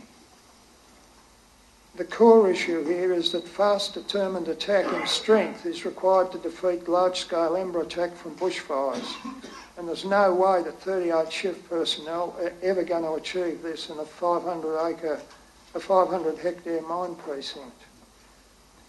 If a repeat of the community trauma associated with this incident is to be avoided, then exposed coal, particularly in the northern batters, must either be covered by a safe depth of earth or other insulating material, or a water supply when extreme fire danger weather is prevailing. Also, I'm personally aware of low morale in the volunteer CFA brigade about being used, as they said to me, unpaid labour for repetitive mine fires. This is an issue that needs to be resolved. Thank you. Thank you, Mr Incoll. If the board pleases, Ms Doyle and I have arranged it so that I'll go next if that's convenient. Mr Incoll, is it fair to say that the mainstay of your professional career over more than 30 years has been predominantly in forestry?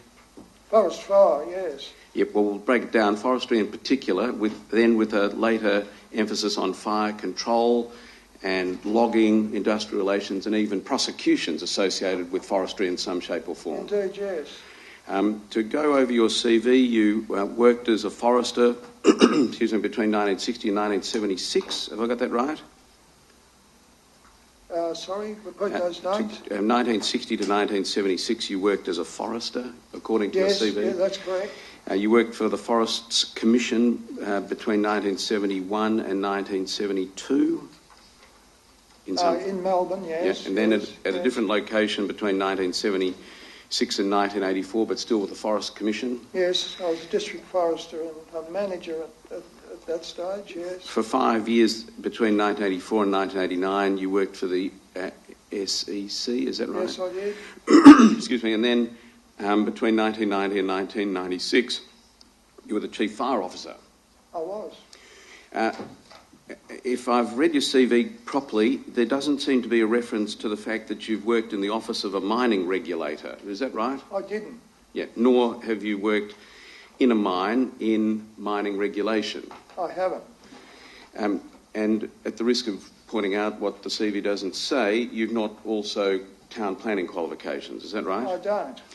Among your publications, you've written about fire bombing in 1995.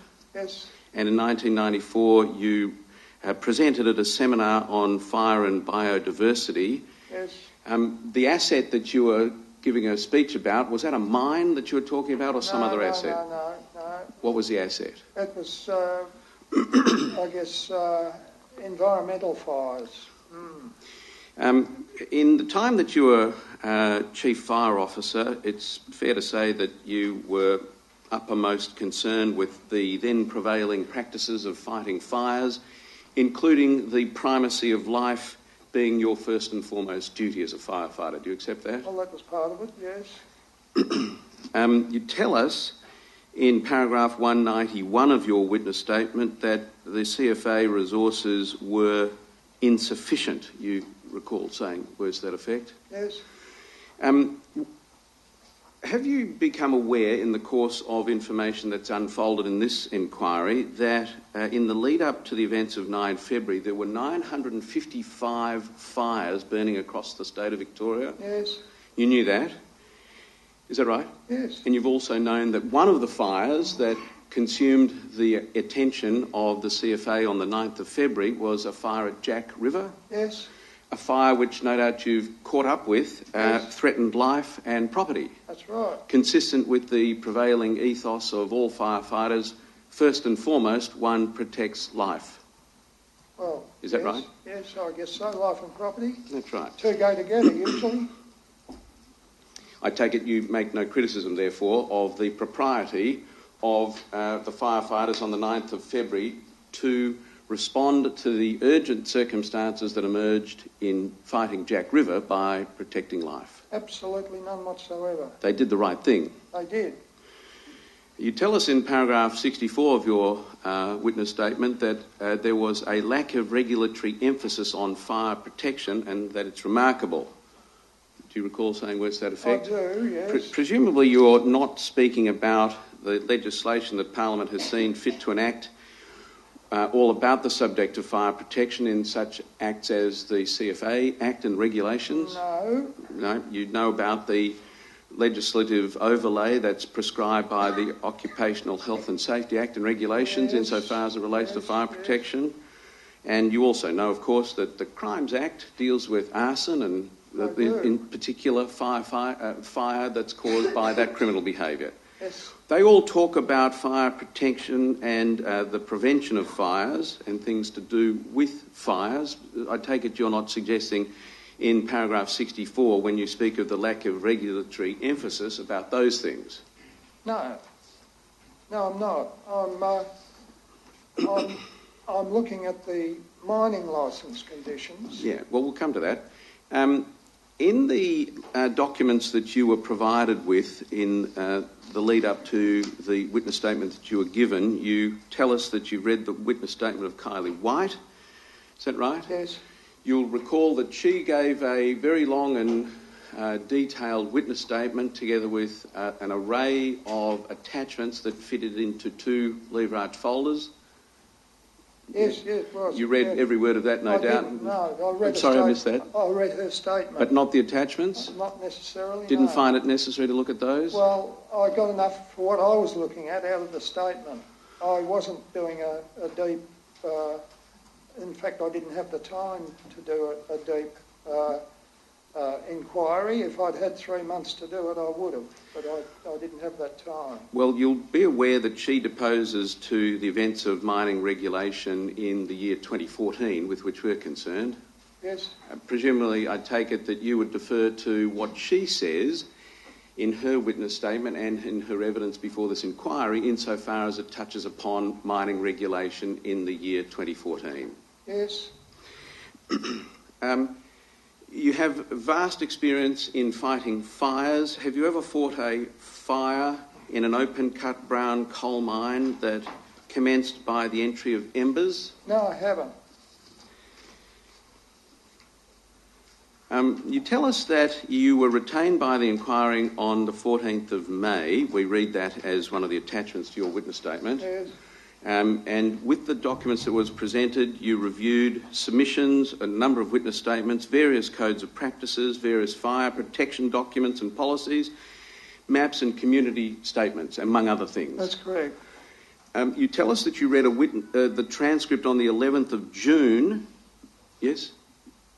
Sorry? You read the transcript of evidence given before this Yes, inquiry on the yes. 11th of... Now, the 11th of June concerned witnesses Neist, Hayes, Jackman and King, but not the witness Kylie White. You didn't read her evidence, did you? Yes, it was actually sent to me, I believe. Well, this is the first we've heard of that, because that's not on the documents reviewed by Rod Incoll document that's been circulated. Oh, right. Okay, well, I'm responsible for that because I've finished that document off. You did, in fact, read her evidence, did you? Yes, I did. I think it was online. Beg your pardon? I believe it was online. That's true, and you read it? Yes, I did. Does it follow that you read the transcript of the evidence of Mr. Lapsley? Yes, I did. All of it? I didn't read all the attachments. But No, I'm talking about the transcript of his evidence in this hearing. Yes, I did. Yes. He spent a number of hours giving evidence before, and you've read every word of that, have you? I read it, yes. Right. Presumably also you read the witness statement and the transcript of Bob Barry? I don't think so. Well, do you know Mr. Barry personally? I know of him. He's a very experienced and seasoned firefighter, to your knowledge, is that right? I believe so. You might have read among the material that he's put before this inquiry that he uses the expression eating the elephant as his description of the enormity of the task that confronted him and his way of dealing with it. Do you remember that? No, I don't actually. I don't think I read his witness statement, unfortunately. Didn't... Well, you tell us that... Pardon me. You tell us that you did, that it was provided to you and that you reviewed it as item 7 on your list. Is that a mistake? Well, I don't remember the bit about eating an elephant. Right. No. I'm sure I would have. Do you recall reading from his evidence about the use of foam in the combating of this firefight? I have read that, but I think I might have read it in Mr. Lapsley's report. Do we understand you to express no criticism of the use of foam as an appropriate device in fighting fire in this particular event? If I was at all connected with the incident, I would have used that from the start. Have you previously used foam? Certainly have. And you know it to be an effective firefighting tool? Of course. We're talking about Class A foam there. I beg your pardon? We're talking about Class A foam there. Well, let's talk about it in general terms. Do you regard foam as being an effective combatant tool when dealing with a firefight? Absolutely. And you also no doubt are aware of the importance of getting the correct balance of foam to water. Yes. Takes a little bit of time and some experimentation. Expertise is the word. And indeed expertise as well. And you also know of the importance of preventing reignition after the application of foam. Yes, or any other suppression. Did you read any of the evidence that's been adduced in this inquiry with a particular focus on those matters, use of foam, prevention of reignition and such like? I have read it, and as far as I read it, I agreed with it because it certainly is just what I would have expected from my previous experience with foam. Insofar as the various firefighters who've given evidence before this inquiry speak of the use of foam, I take it you'd agree with them that that's an appropriate, timely and efficient method of combating the fire. Yes, and you wouldn't do it any other way as far as I'm concerned. Exactly, and in a mine of the enormity of this one, yes, when the fire took hold, it takes some time to move through the mine and systematically apply foam, progressively dealing with area by area. Yes, it's a very large challenge, and but I think any suppressant or any use of water for suppression needs to include foam. Of course, because water alone won't do the job, will it? Well, it will, but you need very large quantities of it, and you need to keep supplying it. But you're really increasing the wetness of water by probably 800% by using foam. You've no doubt read Mr. Lapsley's evidence where he said that this firefight called for the use of thousands of people to deal with it. Absolutely. Appropriate, no doubt? Yes.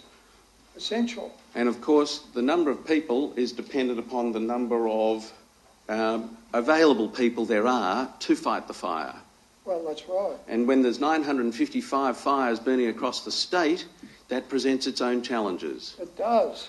It also calls, no doubt you'd agree, with a sophisticated application of resources to deal with incident in the various locations. It does. Not an easy task to manage, I take it you'd agree? No, but it's a task that people are professionally trained to do. And none finer than Mr. Lapsley, I take it you'd agree? Of course. And while we're on the subject of balancing water and foam, I take it you understand that that is necessary, that is the balancing, because if you apply too much water against batters, an instability of batters is a direct consequence with its attendant risks. I understand that. And in other words, you can pump water as long as you like, but if you do that, while it might have an effect on the suppression of the fire, you create your own collection of problems with stability of the subject matter that you're putting out. You do. Now, on the 9th of February, those who were dealing with the firefight in this mine were confronted with a conundrum, may I suggest to you, dealing with a fire that was taking hold in the mine fire, as well as diverting resources to protect life and property in Jack River. Yes. I take it if you were the fire controller on the day, you would have done it exactly as was done by diverting people to deal with Jack River. Absolutely. I'm not criticising that for a minute or any other part of the suppression activity. Yes, and it's regrettable that it took as long as it did, but when the fire took hold, that was one of the fallouts of this particular problem. And that's why it has to be hit hard as soon as possible. So long as you've got people to do it. Yes, well, that's right. Now, you told us that you took a fire helicopter tour following the path of embers as they entered the mine.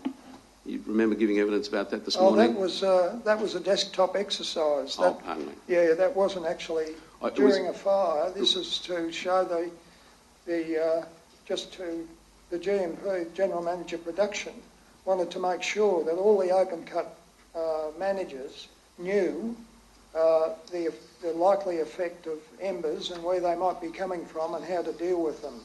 And so the flight was to look at the origin of embers and how they might get into the mines. Was this a simulation, was it? Or did you actually get into a helicopter? Oh no, we went for a flight, but we had a desktop exercise. Started, I think, about 0800, went through to 1500, and I think the flight was probably an hour and a half, looking at country from the state forests right around to the southwest. When undertaking this flight, you were demonstrating how easy it might be for embers to enter the open cut mine. Exactly. Did you raise your concerns with people other than those who accompanied you on the flight at the time? Well, obviously the General Manager of Production is the top man when it comes to raising concerns. Anyone else? Sorry? Anyone else? General Manager... No, beyond that person. Did you raise your... No, I had no need to. Well, you've told us how there was nothing new about the passage of embers into the mine with the risks that it might create a fire. Yes. Is that right? But you didn't see fit to take it up with anyone beyond the General Manager at the time? Who would I talk to? I worked for the SEC. The mines were run by the SEC. The General Manager of Production managed the mines, and he was where the buck stopped when it came to fire protection. So, Remind us when this helicopter flight was. What year? 1987. I think it was one of John Fredrickson's helicopters. This is the National Safety Council fellow, was it? That's right. Did his pet army accompany you on the flight? No. It was very well conducted. He ran a good operation. You live in Bright, don't you, Mr. Yes, Incoll? sir. That's an area well known for its vulnerability to bushfire. Not Bright Township as such. Otherwise I would never be living there. Yes, but the nearby area, of course. Mountains in particular. The mountains, yes. You tell us in paragraph 179 of your witness statement that section 43 of the CFA does not apply because you tell us that the mine is not subject to municipal fire planning process. Is that right? That's right. Section 43, correct me if I'm wrong, is a section intended to enable a council to give a local owner of a block of land a notice to slash long grass, for example. I think that's section 41. Well, section 43 is about fire committee. Section 41 does in fact apply, may I suggest to you, because it permits the council to serve a fire prevention notice on an owner occupier of That's property. right. So it does apply to the mine. Yes, indeed. Yes. But Section 43 doesn't. No, but So they don't have to attend the committee. no, but nevertheless, it has been open if the local council saw fit to serve a notice under Section 41. And in fact, they did, and in fact, the work was carried out. You tell us before this morning that, in your view, there were gaps in the regulatory regime in respect of fire prevention. Do you recall telling us about that? Ms White, about whom you've heard and read, was asked a similar question. May I just give you her answer and ask for your comment? She was asked, it does run the risk, does it not, this is on page 1604 of the transcript, that difficult areas to regulate may fall between the cracks. Just to accept that that's what she was asked. Her answer, which is a bit long and you have to bear with me, she says, I don't know whether I would describe it as difficult areas of regulation that would fall between the cracks, gaps. She says, this is my observation and my working with VWA and with my inspectorate, is that they understand the complexity and the major risks that such a mine as Hazelwood poses. And so I don't think it's seen as a way of being able to or could enable major risk to fall through the cracks. I think it's appropriate to ensure that, or this table was identified as being areas of possible overlap, and we needed to come to an arrangement to effectively review these areas or oversight these areas. Except that that's what she says. I take it you'd agree with her. Yes. Finally, you were asked about volunteer firefighters this morning. Do you recall speaking about that? And yes. you expressed a lament that the volunteers are subjected to the conditions that they do. Have I understood the thrust of what you were saying? More or less, yes. If it were suggested to you that as at 18 November 2013 a forum was convened with volunteers and their role in Victoria's emergency management arrangements, do you know anything about that forum? I don't. I haven't heard of it. I'm sorry. If you were told that that forum has met regularly since then to discuss aspects of Victoria's emergency management arrangements insofar as it affects volunteers, I take it you'd agree that that's a very good step in the right direction. We're talking a statewide forum here, are Yeah, we? well, yes, I I actually believe I have read that from... I get the CFA news, and I think as you were speaking, that came to mind. Yes. No doubt you would accept that that's a commendable step in the right direction. It absolutely has to be done, and it should be seen through to its conclusion. and it has to be done at the local level too.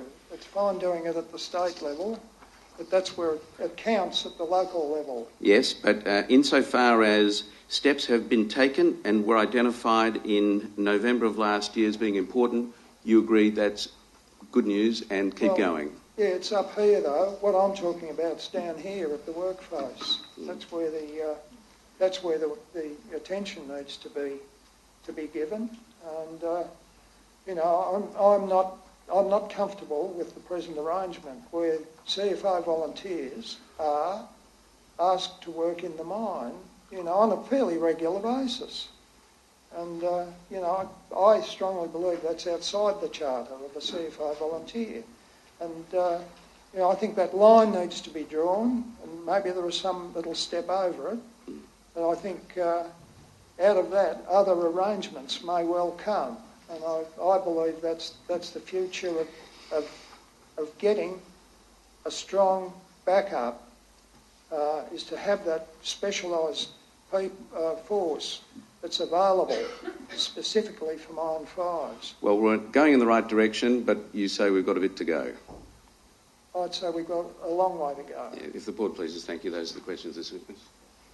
Before I call on Mr Doyle, just a matter of power poles. There's been reference to evidence as to power poles or the need to change them from wooden to concrete inside.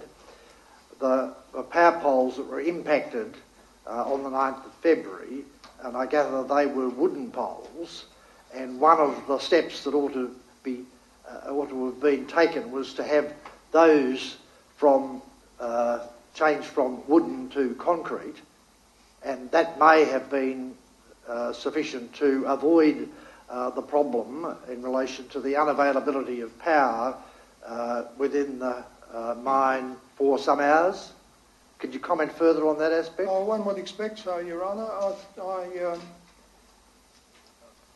I don't know that any pole replacements are done these days with wooden poles. I'm quite sure they're all done with concrete poles, and concrete poles would have been used in that scenario, but I haven't been there and seen them to confirm that, but I believe that would be the case.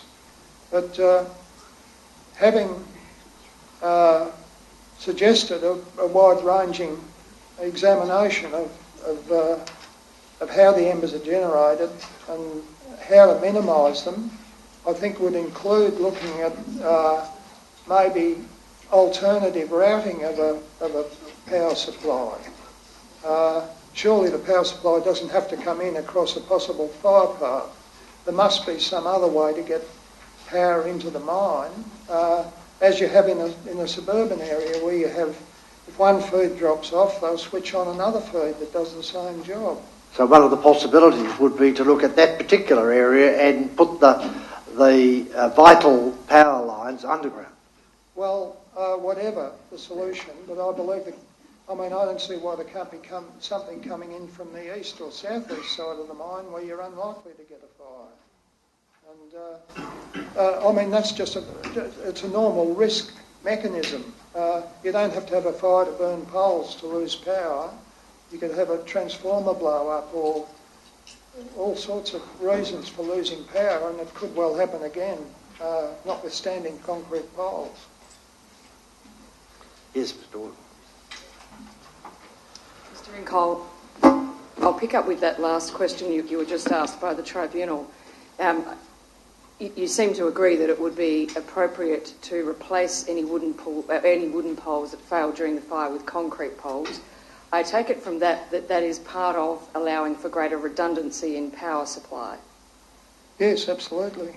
When you did the tour of the mine recently, did you notice that the poles across the top of the northern batters had recently been replaced? I didn't notice that, to be honest, no. Because it's the case they've recently been replaced, but with wooden poles again. You didn't see that when you were there? I didn't, no. Right. And have you, in your work, I think you said you've done some consulting work for SP-AusNet. Have you become... Yes, but it wasn't that. It's in relation to... I know, another fire. A class action, but it Yes. wasn't in relation to fire prevention. No, but the chairman just asked you about the prospect of putting the lines underground.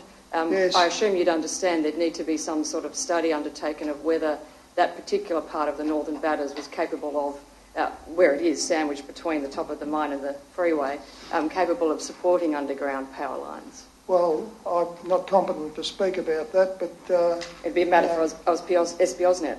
As to whether it should be done or how it should be done, I wouldn't go down that path. But as to the desirability of doing it, I think the whole matter needs to be looked at as alternative the power supply and its maintenance in the event of a bushfire, Yes. interrupting supplies, and that'd be part of the overall risk appreciation of external fires. Yes. On the open cut. So, as I suggested, there's a range of alternatives, including coming in from the southeast, where there's probably already another power line, and a matter of arranging the switching of supplies. Right. I now want to take you back to the matter that Mr. Wilson was raising with you, the question of backup at the mine. Now, paragraph 2, backup firefighting service, that is, at paragraph 258 of your statement, perhaps if that can be brought up for you.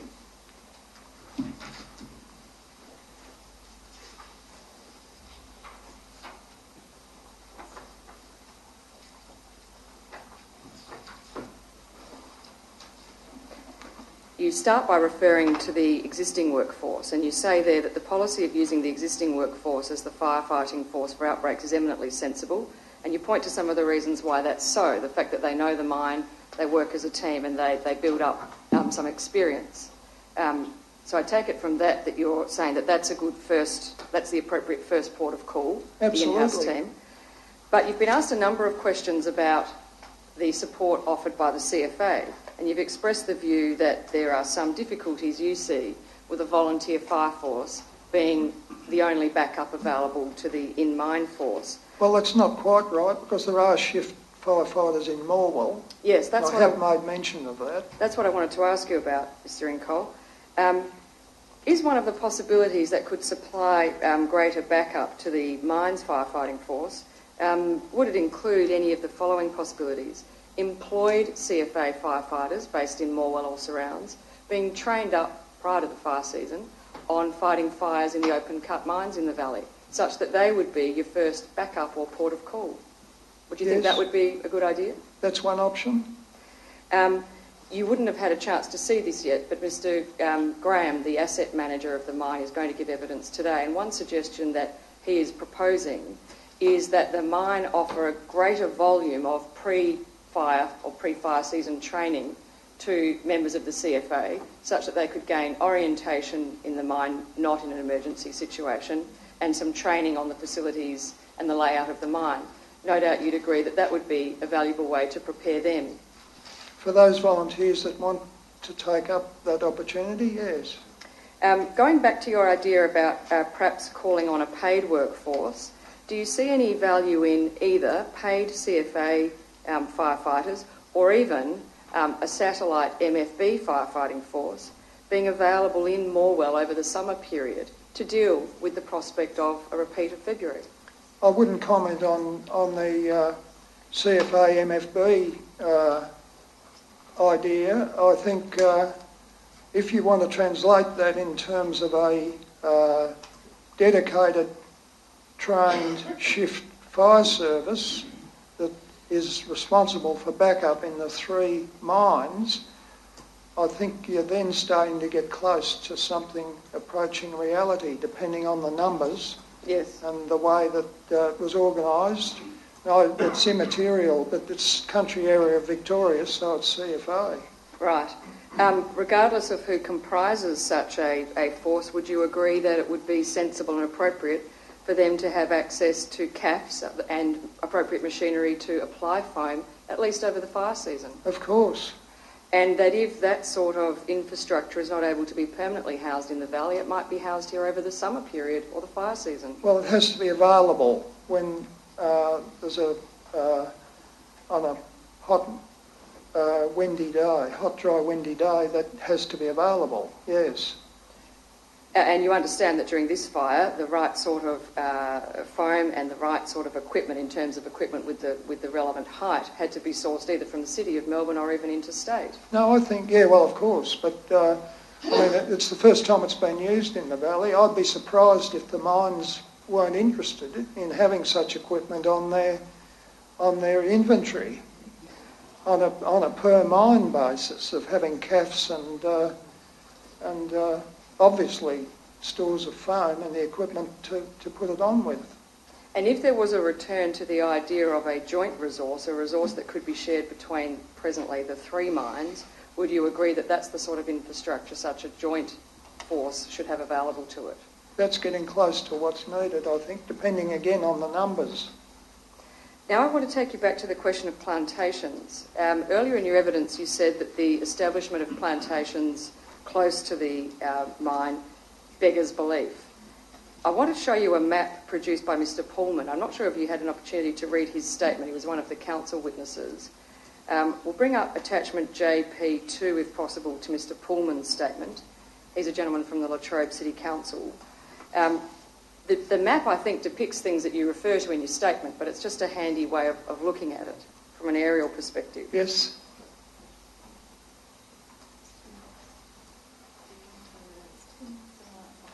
Sorry, that one.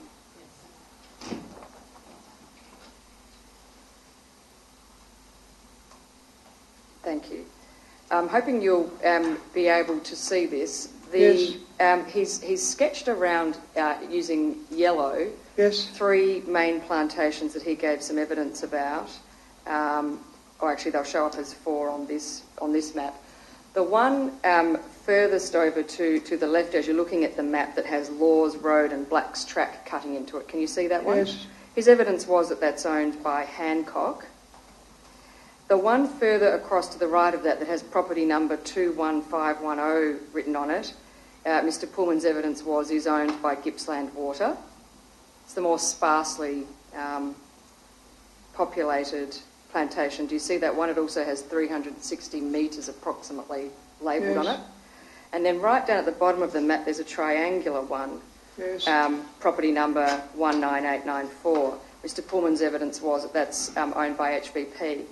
I'm not sure that it's necessary to directly correlate this to each paragraph in your statement, but I take it that these two Hancock plantations, which appear to be eucalypt, and the Gippsland plantation, I'm not sure of the tree variety there, they are the plantations, or at least examples of the plantations that your statement deals with. Absolutely. You've proposed, or you've suggested that the establishment of these plantations represents a significant planning failure.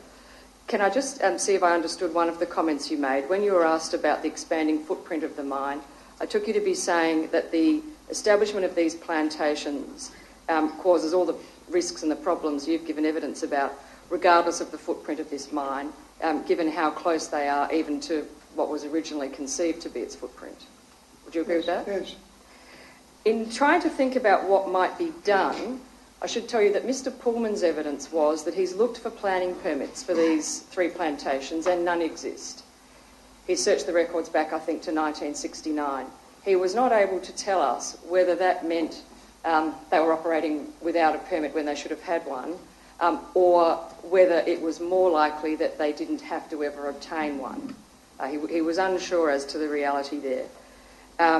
But what he did say was that as at present day, the council cannot do anything about this. It doesn't own or designate the zones. It would be a matter for the Minister for Planning. Does that fit with your understanding of the scheme? Yes. That being the case, I wonder then who can do something. You'd appreciate the owners of the mine can't presently direct the owners of these plantations as to how they conduct their business. You'd accept that? Yes.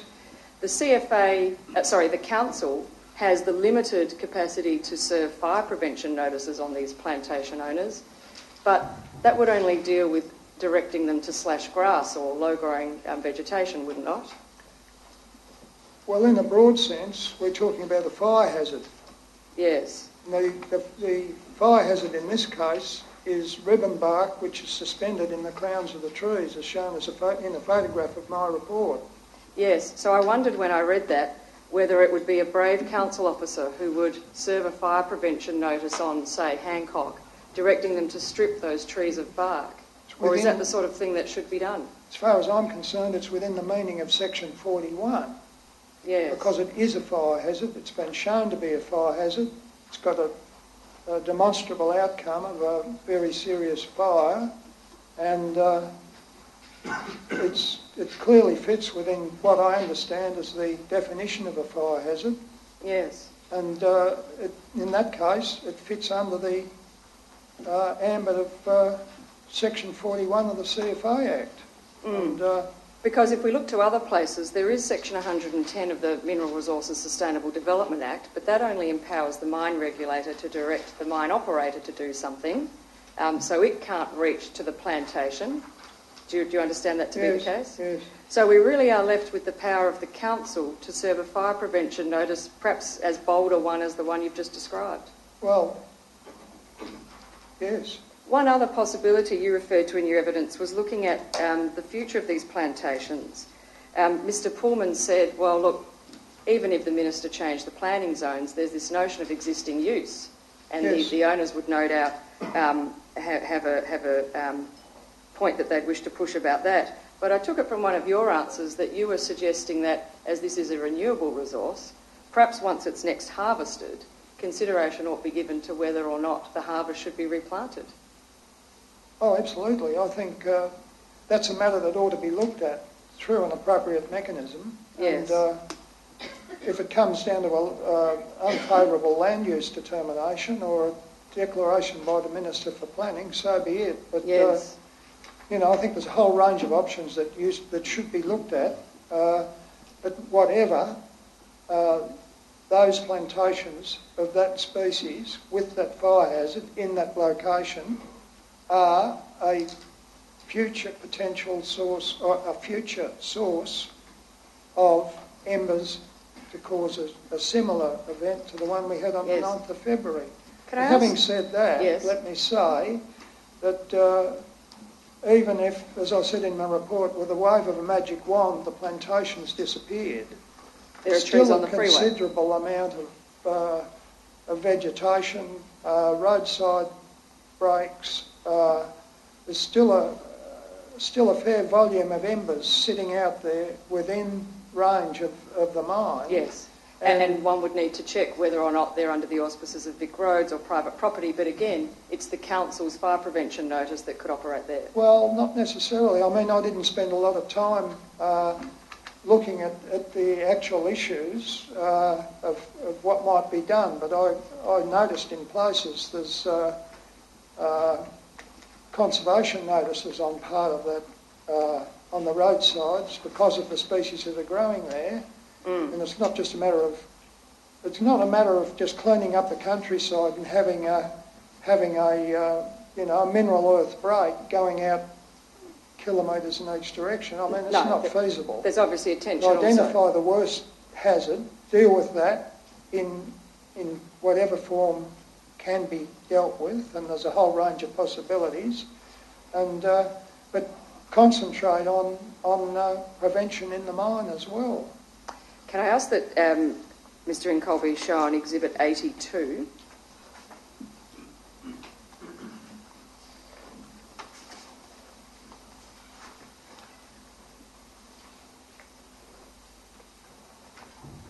Just want to go to the next page. The cover page isn't important for present purposes. He does need to see who it's to and from. The letterhead is Hazelwood Power. It's dated 22 May. Can Mr. Incoll just be shown the very top of the letter so he understands? It comes from Hazelwood Power, 22 May 1998 to Mr. Mitchell, then the CEO of Gippsland Water. Yes. Dear John, Blue Gum Plantation. It's been brought to my attention by a recent article in the Latrobe Valley Express that Gippsland Water proposes to enter into an arrangement to establish a blue gum plantation at the corner of the Princess Freeway and Strzelecki Highway. Pausing there, are you surprised to see that Hazelwood Power is learning of this via the press rather than some previous engagement through fire planning or some other planning in the municipality?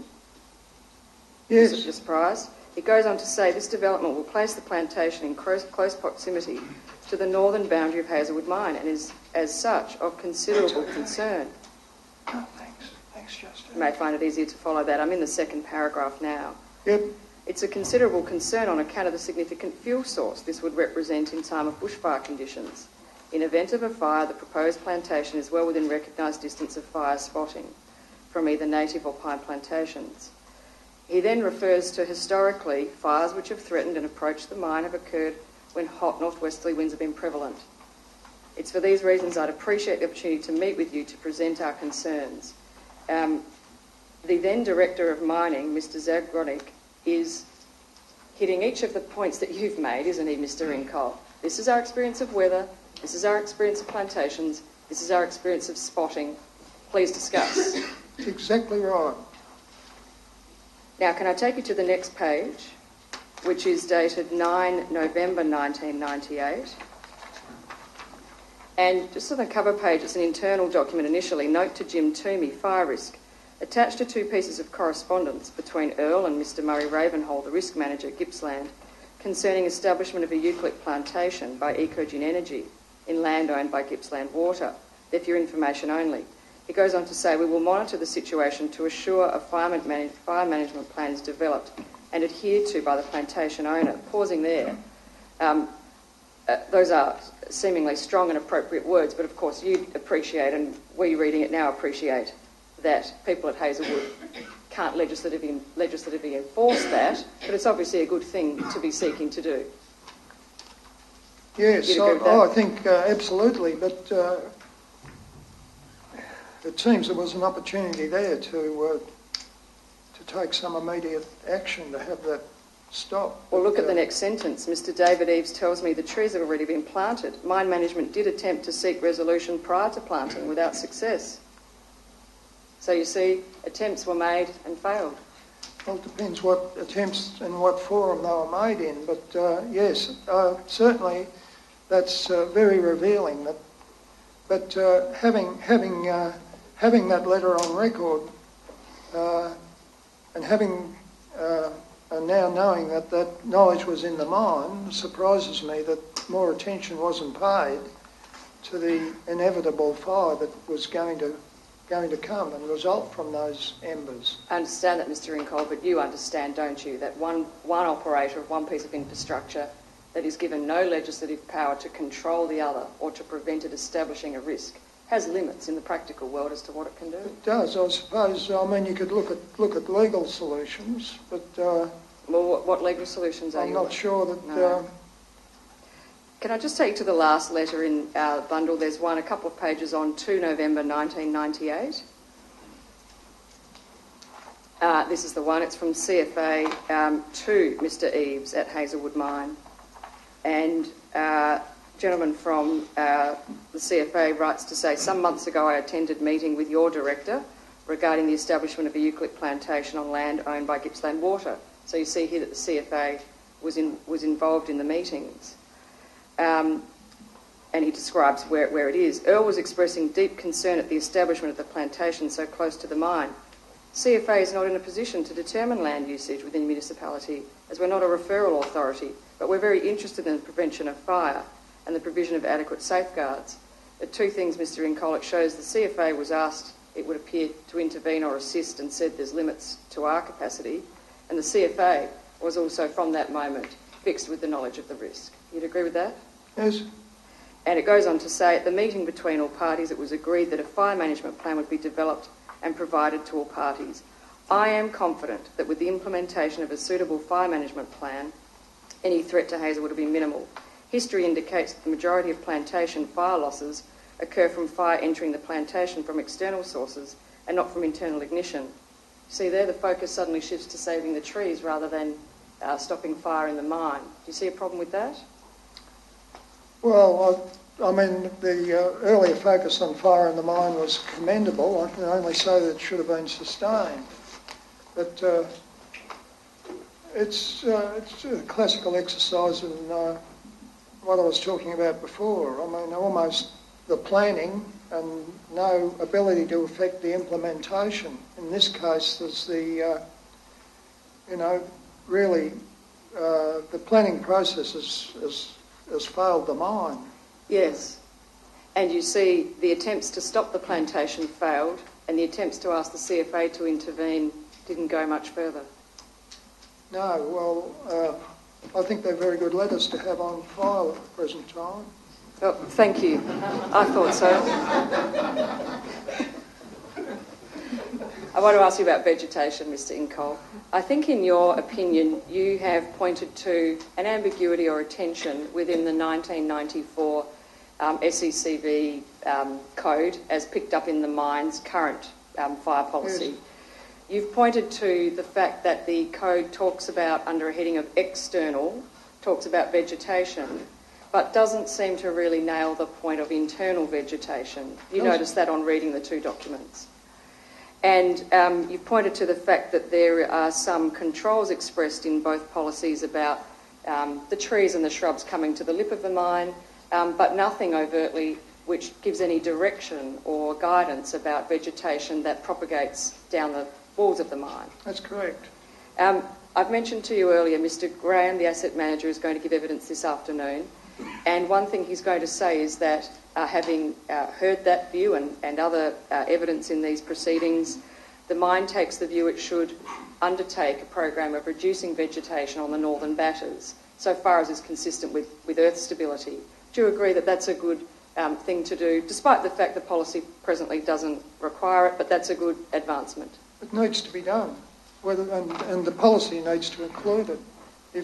If you need writing to do sensible things, it needs to be done. I next want to ask you about water coverage. Can we perhaps bring up, I'm sorry I haven't brought with me the exhibit number, but bring up the 1994 SECV code. It's a document that Mr. Incoll refers to a number of times.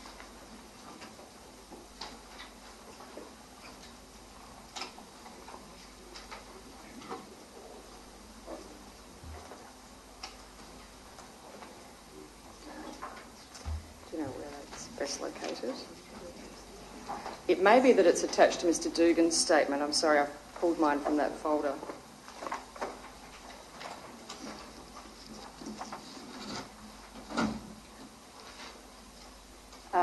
The predecessor document to that, in fact. So it's the 1994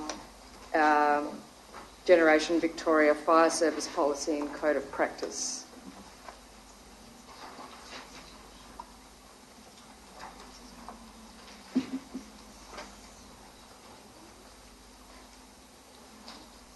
While that's being brought up, Mr. Incole, you appreciate some of the history, don't you? There was a 1984...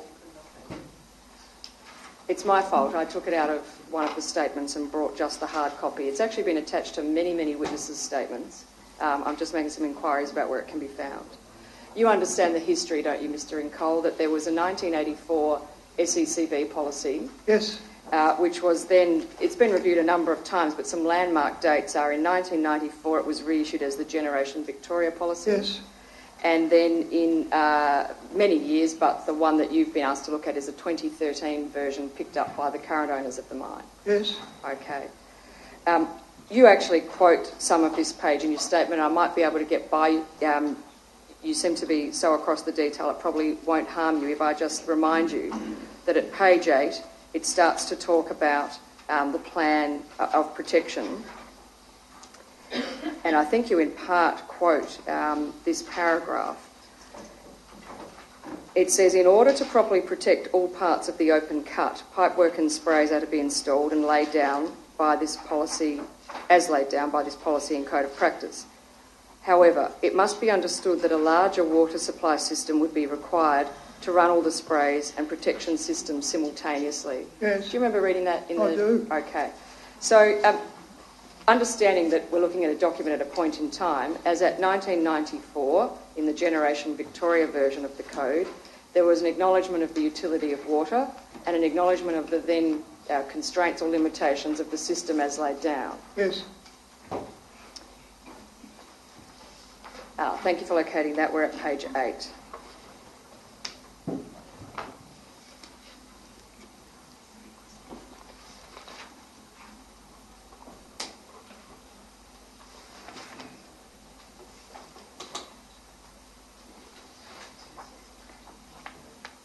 The document has a lot of preliminary pages and then picks up with... and it's on a page that has clause 3, plan of protection. That's it, at the bottom of this page, the last paragraph. So that's the bit that I've just quoted to you. It sits underneath a number of bullet points that give the overarching goals of the system. If we can then go to page 9, just over the page, it says this policy provides for a diversity in the simultaneous application of the fire protection, water supplies and distribution. And then it goes on to say the maximum demand as defined in this code of practice is an allowance of water usage upon which the design of the water supply system is based. The maximum demand rate of water use is considered to be sufficient to meet any likely contingency within the open cut. The distribution of this allowance of water usage is reasonably flexible for any situation, but the use of more water than allowed for in one area may cause a reduction in the performance of the system. That's, again, at a point in time, an acknowledgement of some of the physical limitations on the system. But I wanted to ask you, it's also an acknowledgement that the system, as in the policy, provides for alternative modes of addressing fire. Yes. It deals with certain percentages of faces being able to be doused in water or sprayed in water, but also then works with some alternatives, including brakes, and then ultimately, as the policy developed, driving distance between water tanker fill points. Yeah, I've specifically commented in my report that I don't believe either of those measures is effective in a large fire. They're fine in an internal fire, Yes. but not in a large-scale situation where you've got the weather that we've seen on the screen, strong winds, fire weather, and fast fire spread. To have those areas of coal unprotected, I think, is completely untenable. I understand that you call for 100% coverage, but I'm just focusing at this stage on the 1994 iteration, and then we'll come Yes. to what happened afterwards. You understand, don't you, that the policy as expressed in 1994 provided only ever for 50% of exposed coal and machinery to be available to be sprayed, or 25% if other conditions were met. You understood it had lower percentages than 100 and then variations available. Yeah. And back in the day, back in 1994, as I've put to you, the physical constraint of the pipe system was that it was incapable of spraying 100% of the coal faces at any time, wasn't it?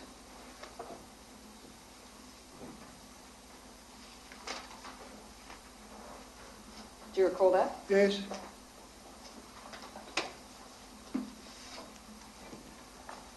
You also gave a submission to this inquiry, Mr Incoll, before you were retained to give expert evidence.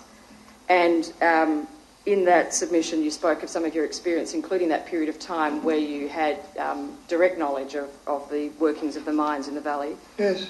And one of the things you said in that submission at paragraph 15 was the standard response of the open cut fire services under the SEC arrangements on hot, dry, windy days at any time of the year was to start up large-scale irrigation systems that covered exposed coal faces with a water spray. Pausing there, is that something that you'd seen actually happen? And then in paragraph 16 you said, in my opinion, this was an effective response. Yes. But back in the day, when SEC had management of the mine, they didn't have 100% coverage, weren't required to, and couldn't physically produce it. You accept that, don't you? Well, it seemed to me that they, my impression at the time was that, in fact, they did. And but this policy says they can't. yeah, well, I can't comment on that. I hadn't read the policy at the time. I've read it now. But as I say in my submission, that was the understanding that I had from the Yes. open cut fire services. Sure, and it may be because you'd seen it and it looked like an impressive degree of coverage, but what I'm putting to you is it was never 100% coverage, Yeah, and well, that is not a resource that's been lost. It was never there. Do you accept that? Well, on the basis of what you're telling me, I accept it, yes. Now, I understand that you say there should be 100% coverage. No, let me stop you there. I haven't said that. What I've said is it needs to be either covered with soil or some other material, and if that's not done, then it needs to be covered with water. I understand, so it's an alternative on your approach. If one sticks with the first limb of your options, the 100% cover, say the earth issue, which we haven't talked about yet, say that is not done, have you done any work or looked at any studies about the length of metres or kilometres of pumps and pipes and pumps that would be required, or any of the engineering aspects of implementing a network? I'm just saying that there's two alternatives and they need to use one or the other, and it's up to the engineers in the mine as to the detail of it. And have you read the statement of Mr Neist from BWA, who gave evidence in these proceedings? I believe I have, yes. And do you recall that when he was talking about the Occ Health and Safety rubric of controlling risks so far as is reasonably practicable, that he said that the cost of putting in extensive pipe networks, when weighed against the degree of risk of needing them, may well mean that that is not a necessary measure under the Occ Health and Safety regime, because it's not practicable in all those circumstances. Well, that's fine for him, but he doesn't live in Morwell. I want to go to your alternative. The alternative that you described in your statement was at paragraph 281. Can we bring up 281 of Mr Incoll's report?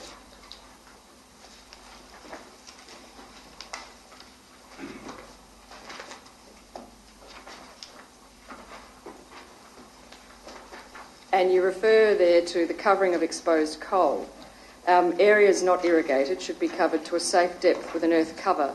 Now, in evidence today, you suggested that you didn't necessarily have in mind a very deep cover. I missed the precise figures you gave. How deep did you say you thought it might need to be? Well, let's settle on 30 centimetres. Right, so more of a dusting of earth rather than No, a I'm compacted... talking about a foot. I'm talking about that much. Uh-huh. Now, I'm basing that on some experience that I've had with the heat or the soil cover depth required to protect underground lines? Yes. So 2 issues. What type of earth were you thinking of? Well, that's up to the open cut and the Okay. soil And you engineers. talked about covering underground lines, but are you talking about laying this on exposed batters that aren't laid back? It's an engineering consideration. I'm not Yes. being prescriptive about it at all. Okay. What I'm saying is that either has to be covered with water or it has to be covered with a safe depth of soil. Yes. And I'm sure that they know what a safe depth of soil is, the same as I do. Because as a non-engineer, when I hear that, I worry about the next time it rains, the 30 centimetres Well, slipping down the mountain. You that, wonder I whether mean, that should be assessed? let the engineers worry about that. We had a Yes. couple of them in here yesterday that knew exactly what they were talking about. So it's the kind of thing that would need to be the subject of an assessment in terms of how it would be done, and then a risk assessment in terms of whether it creates other problems. Yes. But it needs to be done, notwithstanding, in one form or another, if an event of this nature is not to be repeated at some time in the future. Can I take you back, I think it's just back a page or so, to paragraph 275. And you quote there, paragraph 275, which is at the bottom there, that there's a report on rehabilitation, and you extract a phrase which refers to the fact that rehabilitation hasn't been done due to the large amount of infrastructure still required for many years to come. I just wanted to be sure, you understood, didn't you, that the infrastructure referred to there is not just mine infrastructure, although there's a significant amount of that, it's also assets owned by other entities. For example, the power lines owned by SP AusNet that we were just speaking about. Yeah. And 2 types of power lines running from SP AusNet into the mine, but also supplying power to South Gippsland. You understood that? I heard the evidence of Mr Faithful yesterday. He was very Okay. detailed on that. And so you're aware of also the location of the Morwell main drain, the Princes Freeway in the same area, Yep. and then of the mine infrastructure. So things like the MWN electrical substation, the RTL yard, the roads and ramps. You're aware that there are other things? I know it all.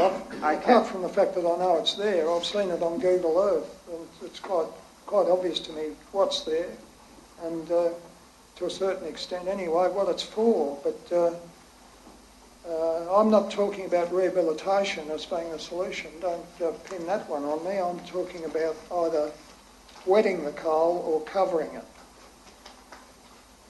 Okay, I now want to take you to one aspect of the previous work plan, previous iteration of the work plan that some evidence has been given about and you've made comment on. The 1996 work plan was an attachment to Ms White's statement. I've just had some trouble finding the number of it because she issued supplementary attachments, but I think we have finally found a version that can be shown to you, and it seems it must be the version that you were given. I wanted to go to page 63 of, as it then was, the 1996 work plan, which was tucked in a Victorian Government Gazette attached to Ms White's statement. I just wanted to go to page 63 of it. Been having some discussions this morning about trying to locate a copy, and hopefully we've been able to do so. It's page 63 within that numbering, I think.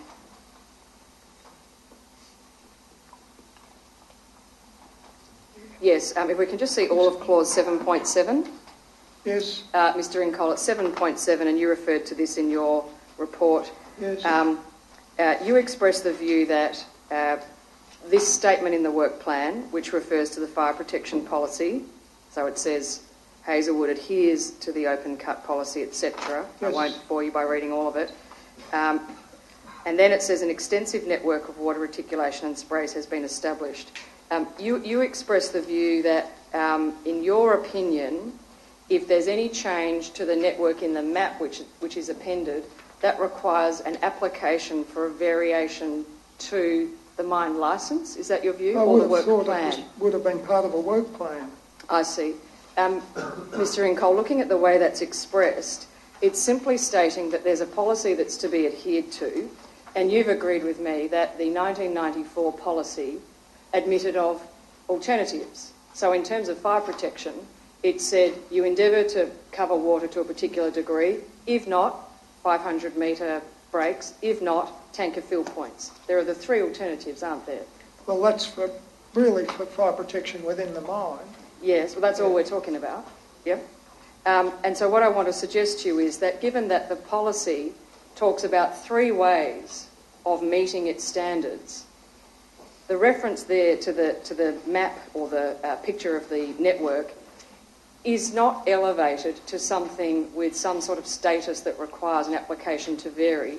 It's merely narrative. It's saying, here's a picture of the network as it appears. The reason I'm putting that to you is, given that the whole policy allows three different ways of making the grade, it couldn't be that the mine is frozen in time as per one map network, because it might have to rehabilitate the area where the pipes are. Quite so.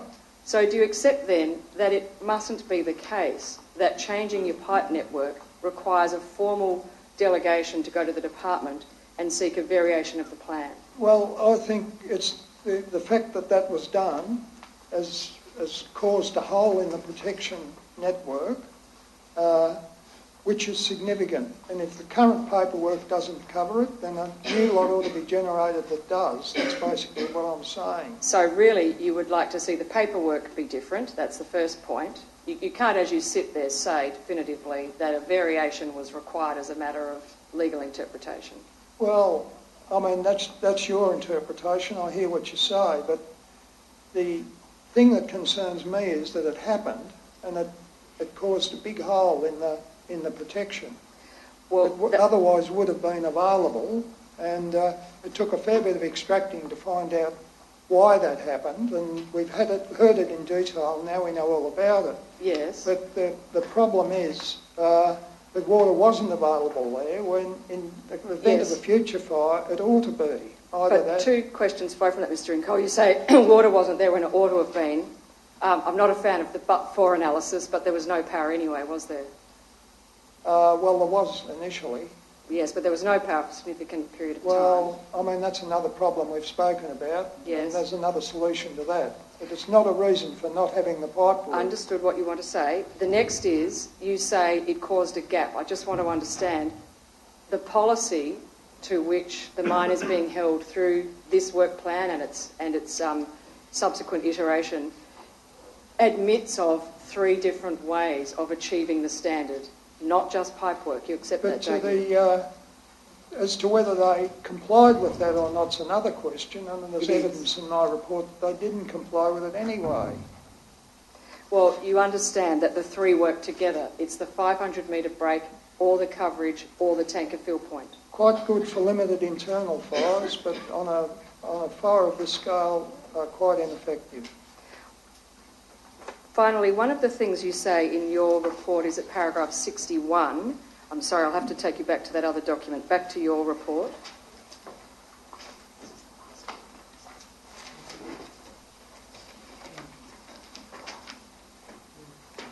And it's here where you engage with your comments on the mine regulator, and you say there's no indication that an audit of effectiveness or other evaluation will follow, and as you expanded in your evidence, is ever done.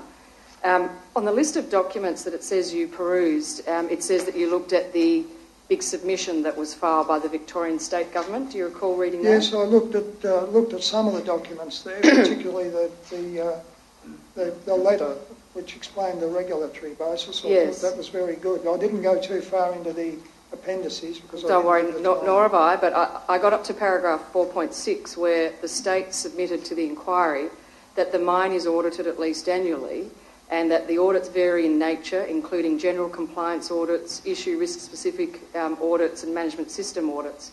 And having looked further at it and at the evidence of some of the department witnesses, it appears that DDSBI have done audits on topics like management of slope stability in 2008, environmental management system audit 2009, water management mine stability audit 2010, water dams 2011, environmental dust 2012, Morwell main drain completion audit 2013. So it looks like the department has done a number of subject-specific audits. Oh, quite so, but I'm specifically relating to fire in my comments, and I don't think any of those really affect fire as I understand it. And sure, I mean, that's their stock in trade. And Yes. I'm now aware that they've got inspectors, local inspectors, which I wasn't at the time. But that's their business. And I mean, as you've clearly said, fire isn't necessarily their business. So, well, as Ms White's clearly said, yes. I take it from what you said, you've heard some of the evidence or read some of the evidence of BWA witnesses as well, and you understand that Inspector Hayes from WorkSafe has visited the mine regularly as well. yes. And there's evidence of the extent of whatever improvement notices he's given and the response to them. I think that's been a very effective process, as it goes to the matters that concern fire in many ways. I have no further questions for Mr Incoll. Just a few more questions for you, Mr Incoll. Dr Wilson put to you that you would recognise that Kylie White is the regulator, the mine regulator, and that you would defer to her judgment or her opinion about mining regulation in 2014, and you agreed with that? Yes. Does that affect in any way your opinion that fire protection requirements should be included in the conditions of the mining licence? No. I think it's a very important part of the conditions to be allowed to operate a mine of this nature. And I mean, there's no point in stating again the fire-prone nature of the enterprise, but I think it's fundamental that the relevant precautions and policies be detailed and be signed off on. I don't think it's good enough to have them buried in part of the rehabilitation documentation as a one-page policy. You were also asked by Dr Wilson some questions about Section 43 of the Country Fire Authority Act, yes. and you debated with him whether he was in fact talking about 41 or 43 of that Act.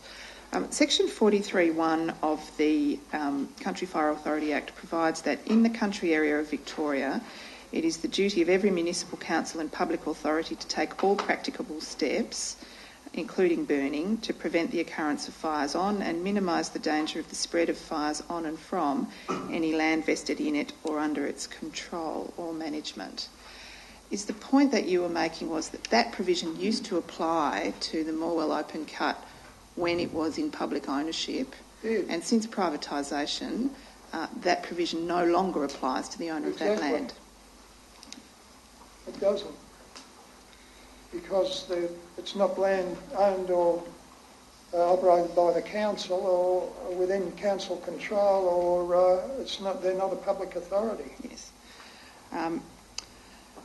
Ms Doyle put to you that under the Mine Fire Service Policy and Code of Practice, since 1994, there have been three alternatives for achieving compliance in the exposed coal face in the worked out batters. There's been wetting down of 50% of the exposed coal face, or there's been the segmenting of the exposed coal face into 500 metre lengths, which we were told by Mr Polmier yesterday was not practicable at Hazelwood, and you've identified has not occurred, or the placement of tanker fill points no less than 5 minutes away. Now that, of course, is the minimum requirement in the Code of Practice. What is your opinion about the adequacy of those minimum requirements for managing the risk that presented or that became real on the 9th of February? Well, they may well be adequate. I think they're intended for internal protection of the mine, where you have limited fire and not under total fire ban weather conditions. But they're not when you're looking at widespread fires started by an ember shower. It's my firm conviction, as I've said, it has to be either covered with some sort of a blanket of earth or another substance, or covered by water to resist that type of attack. You also had a discussion with Ms Doyle about the adequacy of the water supply system to achieve wetting down of 50%, as is the minimum requirement in the policy. Now, that can be done as a preventative measure before there is fire in the mine, can it not? That was the whole thrust of my remarks, yes. And if it is done as a preventative measure, it is possible to manage the water supply so that over the course of a morning, the areas that need to be wetted down are wetted down. I believe that was done in the past, that they'd wet an area and then move the sprays onto another area. So to manage the available water supply, well, I've got no problems with that. That's sensible. As long as the coal doesn't, during the peak of the fire danger, you don't have large areas of dry coal. I mean, that's what the fire service was good at doing, was moving the water around, as I understand it. And Ms Doyle put to you that it wouldn't have been much help to have the capacity to wet down that area because the power went out in any event. Now, it is the case, is it not, that loss of power during a fire is a fairly common event? Well, it does happen, but I think any risk manager says if that's likely to happen, what you do is arrange for an alternative supply, as SP Ausnet well does in a real-life situation out there. If they get a lightning strike in a particular line that blows a transformer, they can get power in from somewhere else. But the fact that that's something else that can go wrong when a fire is burning, the loss of power, underscores the importance of wetting down exposed coal faces early in the day before that risk becomes It does. real. And of a comprehensive risk assessment, so you pick up the fact that the power might go off and therefore the water wouldn't be available, so how else can we get the power in? Mr Incoll, thank you very much for your evidence. Do members of the board have any further questions? Thank you again for your evidence. Thank you. Your Honour, ma'am.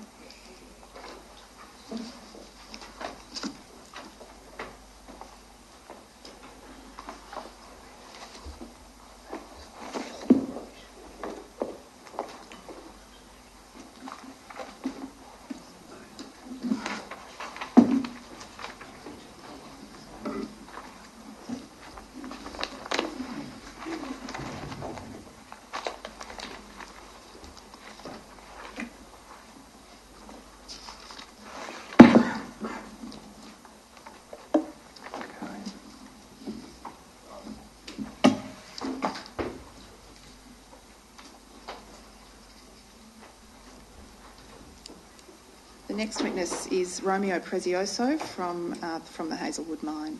Mr Prezioso.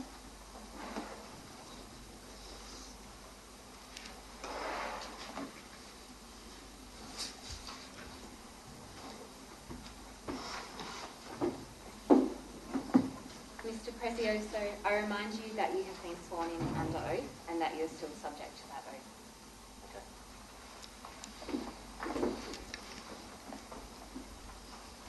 Welcome back, Mr Prezioso. Oh, it's great to be back. And this time you come with a statement. Yes. You have a statement that was provided to the inquiry on, I think, Wednesday. That's right. It was made fairly recently. Have you rechecked it since you finalised it? Yeah, I had 3 hours to see. Is there anything in your statement that you wish to change? No. Is the contents, or are the contents of your statement true and correct? Correct. I tender that, Your Honour. Yes, Exhibit 93. Thank you, Your Honour. Now, just to recap, Mr Prezioso, the last occasion on which you gave evidence seems like a long time ago. You're employed by Hazelwood Power Corporation at the mine as a senior mine planner, and you've worked at the mine in a range of different capacities for about 30 years. That's correct. So your employment at the mine predates privatisation. Yep. You were originally employed there by the SEC. That's right. And between 2006 and 2008, you were the fire services officer at the mine. Right, yep. When in 2008 did you cease in that role? Towards the end of 2008. So November, December? Yeah, roughly, approximately. Mr Prezioso, I'd love to go through your statement in detail with you, but time constraints dictate otherwise. What you've done in this statement is to take recommendations made in 2 reports prepared by GHD in relation to 2 fires, one in October 2006 and another one in December 2008. That's right. And you have provided a detailed account of what has been done to implement those recommendations, and where in some instances the recommendations were not implemented, you've provided a brief explanation as to why that was the case. There is one recommendation that I'd like to focus on with you particularly, and you deal with this starting at page 8 of your report.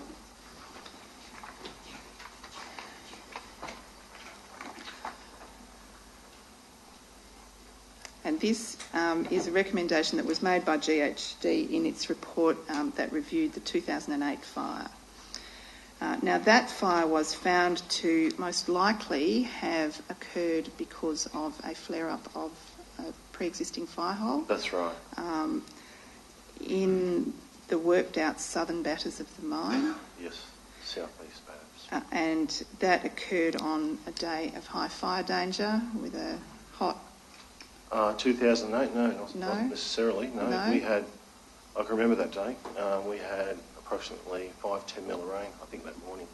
There'd been rain in the morning, and nevertheless the fire hole flared up and caused this fire that took some time to get under control. One of the recommendations made by GHD in its report, and its recommendation 6 in its final report, you set it out there at paragraph 92, is that a risk assessment should be undertaken on the non-operational areas to determine if further prevention work is required. The risk assessment should include a cost-benefit analysis.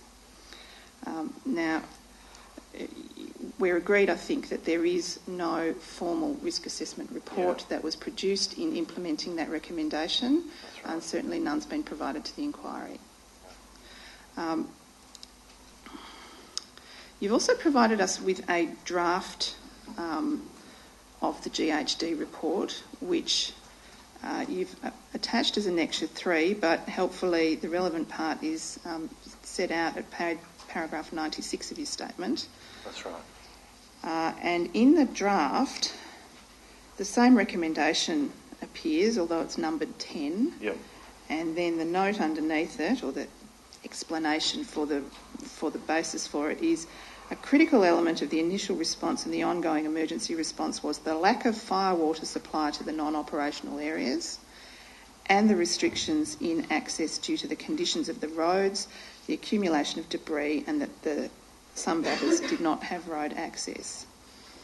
And then there's a suggestion that the annual audit should include fire water supply to non-operational areas, access and housekeeping. Yep. And then there is an identification that there had been a brainstorming session about ways to prevent hotspots. Prevention of hotspots, remember? Yes, and to detect them. Correct. Now, those first 2 paragraphs that identify lack of fire water supply to the non-operational areas and access issues don't appear in the final version of the report. Can you explain why not? I'm not sure, to be honest with you. 6 years ago, so I can't be absolutely sure why it didn't appear. But you would agree that what appears in the draft report is informative about what was in the mind of the reporter as to the reason for recommendation 6 as it became. That's why I put it in there. So it wasn't just about hotspot monitoring, was it? No, it was about access to the areas. And also about water supply to the non-operational areas.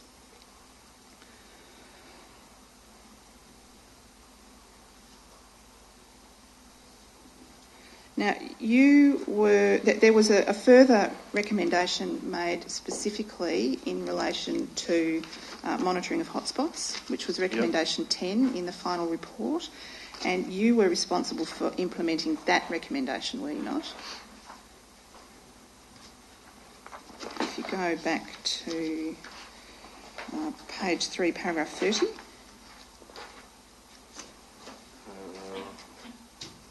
No, if I got the wrong... pre-existing geological hotspots to be monitored, is that right? I think I...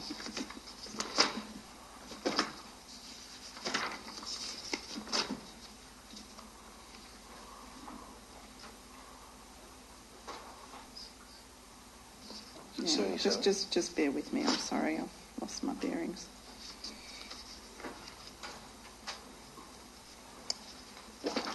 think we see from 77, I'm told. So recommendation 10 was pre-existing geological hotspots need to be better monitored. And That's then right. you tell us that paragraph 78, you and another engineer were responsible for implementing that. That's right. And you've set out in your statement in some detail the various steps you took Yeah. to implement that recommendation. You weren't responsible, were you, for implementing recommendation 6? Yes and no. Yes and no. Well, if we have a look at the Paradigm 2 printout, that is Annexure 1 to your statement. I'm afraid it has no paragraph or page numbers. It's a bit difficult for the operator to identify it, but we do see towards the end of it that the action item was initially Yes. Bill Walker's. Is that correct? I believe Bill, he looks after the Paradigm document system. All right. Not necessarily the action item.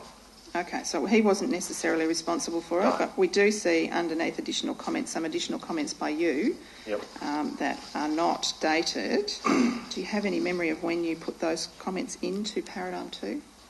No, it would have been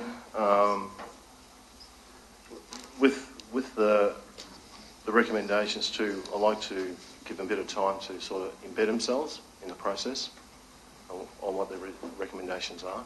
So even though we act on it initially, until I see evidence that this is working well and consistent, I'll close the item off, the recommendation off.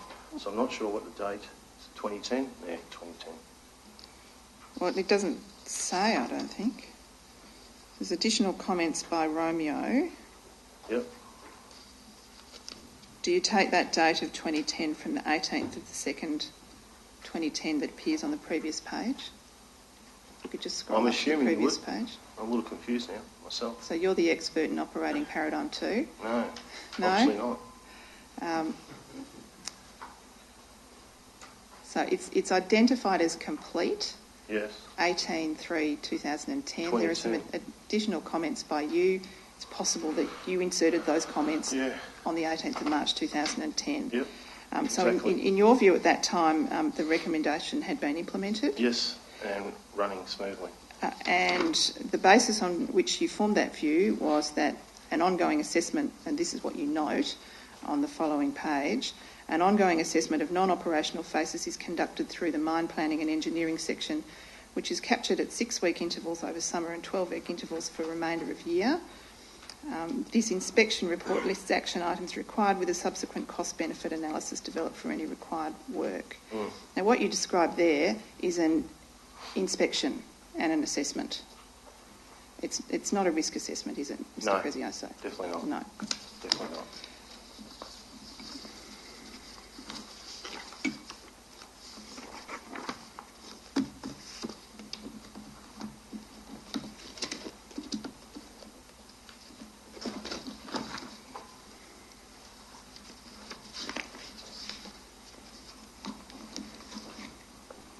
Now, Mr. Kemsley, Stan Kemsley, who's the technical compliance manager at the mine, That's right. conducted a review of the implementation of the recommendations of the 2006 report, 2012 report and the 2008 report, and he did that in June 2012, did he not? I believe so. Yes, and you have provided us at Annexure 2 of your statement an email from Stan Kemsley to Reno Marino, dated the 29th of June 2012. Who's Reno Marino? He works in the station. Sorry, he works in... He's with, can't remember his title now. He's a mine employee? No, No? Hazelwood. He's a GDF Suez employee. Yes. Works at the station. At the station. Yeah. And Doug Day, what's his role? Doug has since moved across at that particular point in time. I'm not sure what Doug's role would have been. In any event, Mr. Kemsley I cannot recall, sorry. sent Mr. Marino with a copy to Mr. Day, Yeah. a report on major incidents. Yep. And that's the document attached. And if we go to the next page, it's headed Review of Specific Major Incident Recommendations. And there's a summary of findings at point 3 on that page, where in relation to the 2008 mine fire, he finds that of the 38 recommendations, 28 had been addressed and 10 had not been addressed. And then if we go 2 pages further on,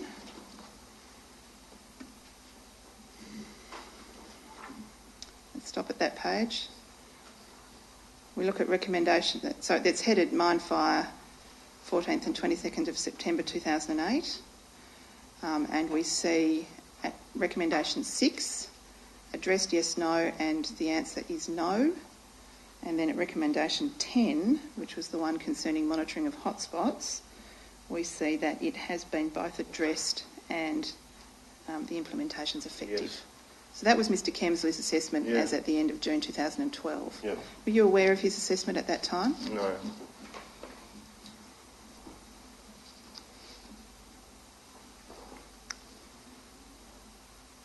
And Mr Kemsley presumably would have had available to him the Paradigm Yeah. document that we were just looking at, Yes. the Paradigm records as they stood at 2012. Correct.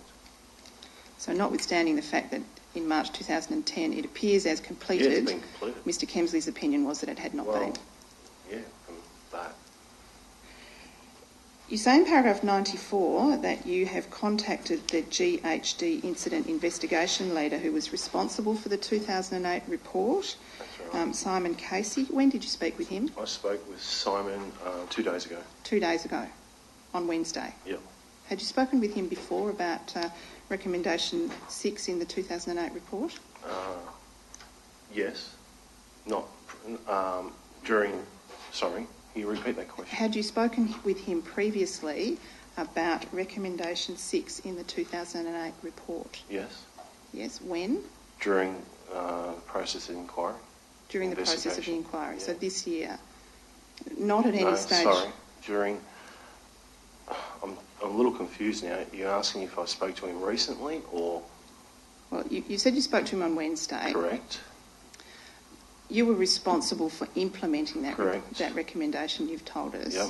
At any time between when the final report was provided to GDF Sewers Yeah. and when you signed off that the recommendation had Not to been my implemented, recollection. you hadn't spoken Not to with my Mr recollection. Casey. No. So you didn't seek clarification with him about what he meant by a risk assessment should be undertaken in the non-operational areas to determine if further prevention work is required. I'd spoken in depth with Simon during the process in 2006 when he was building the report, so I clearly knew back then what his expectations were. You mean 2008? 2008, Yep. sorry. In regards to recommendation 6, I spoke to him 2 days ago just to clarify that and refresh my memory that what I envisaged we did back then is the same as what he viewed as well.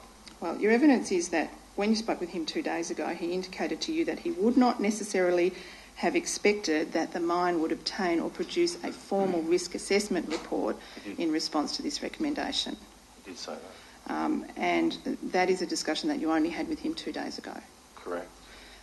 Now, he didn't say, did he, that he did not expect that the mine would not conduct a risk assessment? No, he didn't. No. And in fact, no risk assessment was conducted, was it, Mr Prezioso? No, it wasn't. No.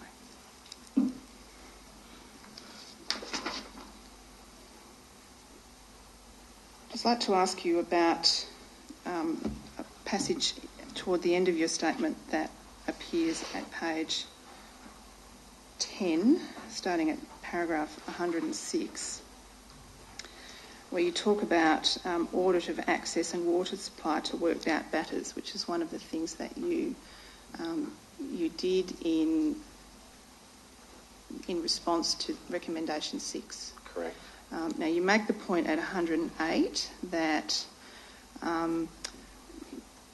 now the annual fire equipment audit extends to the southern, southeastern and northern batters. And what that involves, which wasn't the case in 2009-2010, was checking the northern batter pipelines, the southeast main pipeline and the southern 300mm pipeline. That's right. It doesn't involve an assessment of the overall coverage of the pipeline network. It involves looking at whether what's there is working. Correct.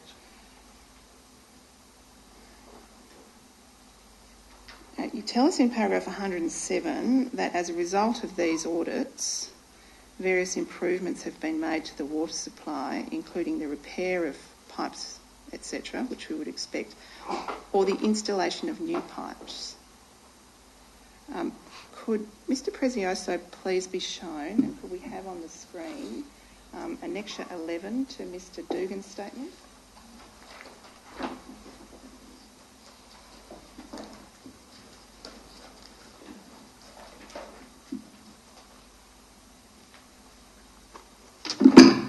Sorry. Mr Prezioso, this, Mr Dugan tells us, is a diagram of the fire services pipe network as at the 9th of February. That's right. Are you able to identify any pipes that were added to this pipe network following recommendation 6 in the 2008 report? No. No. So there were no additions to the fire services pipe network? Well, potentially replaced pipe where it was required. Yes. A badly leaking pipe. So replaced old pipe, but there was no extension of the fire services pipe network following recommendation 6? No, that wasn't the intention of the audit. The audit there was to assess what was on site was operational and functional. Well, the recommendation was to conduct a risk assessment of the non-operational batters, was it not? That particular recommendation was focused around the 2008 fire and issues arising out of the 2008 fire, and we addressed those issues accordingly. But no risk assessment was ever conducted? No. Thank you. I have no further questions. I just have a couple of questions. This 2008 fire, it happened in September of that year, is that right? Correct. And I think I couldn't quite hear the rest of your answer when you were asked about it. I think you said it had rained that morning or at some time? That's right. Okay. You've been asked some questions about things that were done after the report was prepared by GHD, and you set those out in your statement. I just wanted to ask you about the timing of a couple of them. At paragraph... Can I take you to paragraph 103 of your statement? Yep. Perhaps we'll start with 101, which is on the same page. You refer there to a job done initially by Mr Orr and then Mr Chisholm, preparing monthly hotspot inspection reports, and you attach some of those. So that's a task that was implemented in 2009 but carried through to 2013, is that right? That's correct. In 103, paragraph 103, you refer to thermal imaging camera being trialled. Can you remember when that was trialled? Early stages. It was a handheld thermal imaging camera we were utilising to try and detect hotspots. When you say early stages, you mean? Early 2009. And the sensors that you refer to in 104 and 105, can you remember when that was done? Can you repeat that? These sensors, they're referred to in 104 and 105. The consideration of installing sensors. Yes. When did you look at that possibility? Around about the same time. Jumping to paragraph 113.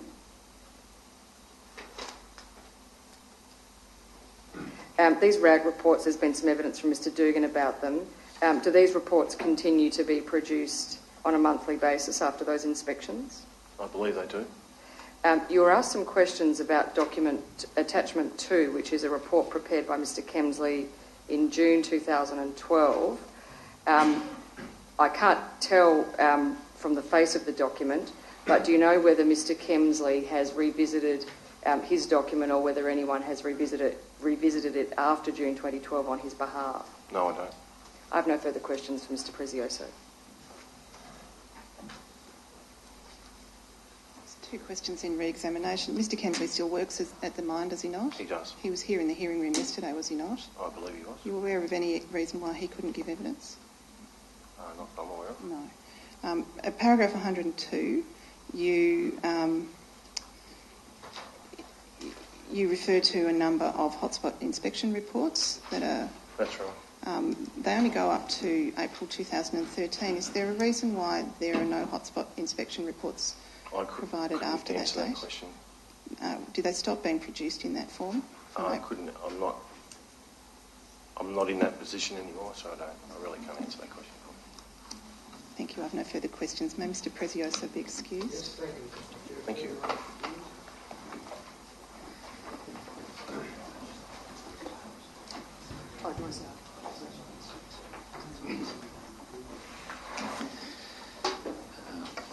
The board pleases. The next witness is Mr. Graham, the asset manager from GDF Sewers.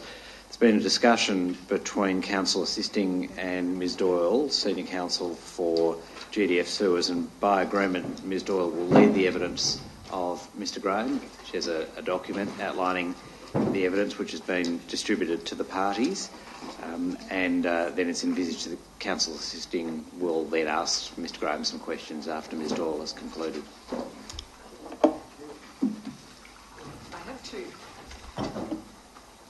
I have two hard copies of the document that Mr. Graham's going to speak to.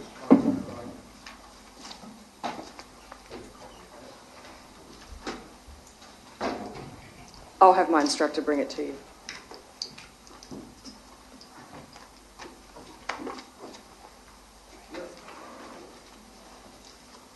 Please state your full name. George Graham. Please raise the Bible and repeat after me. I swear by Almighty God I swear by Almighty God that the evidence I shall give that the evidence I shall give to this Board of Inquiry to this Board of Inquiry will be the truth, will be the truth, the whole truth, the whole truth, and nothing but the truth. and nothing but the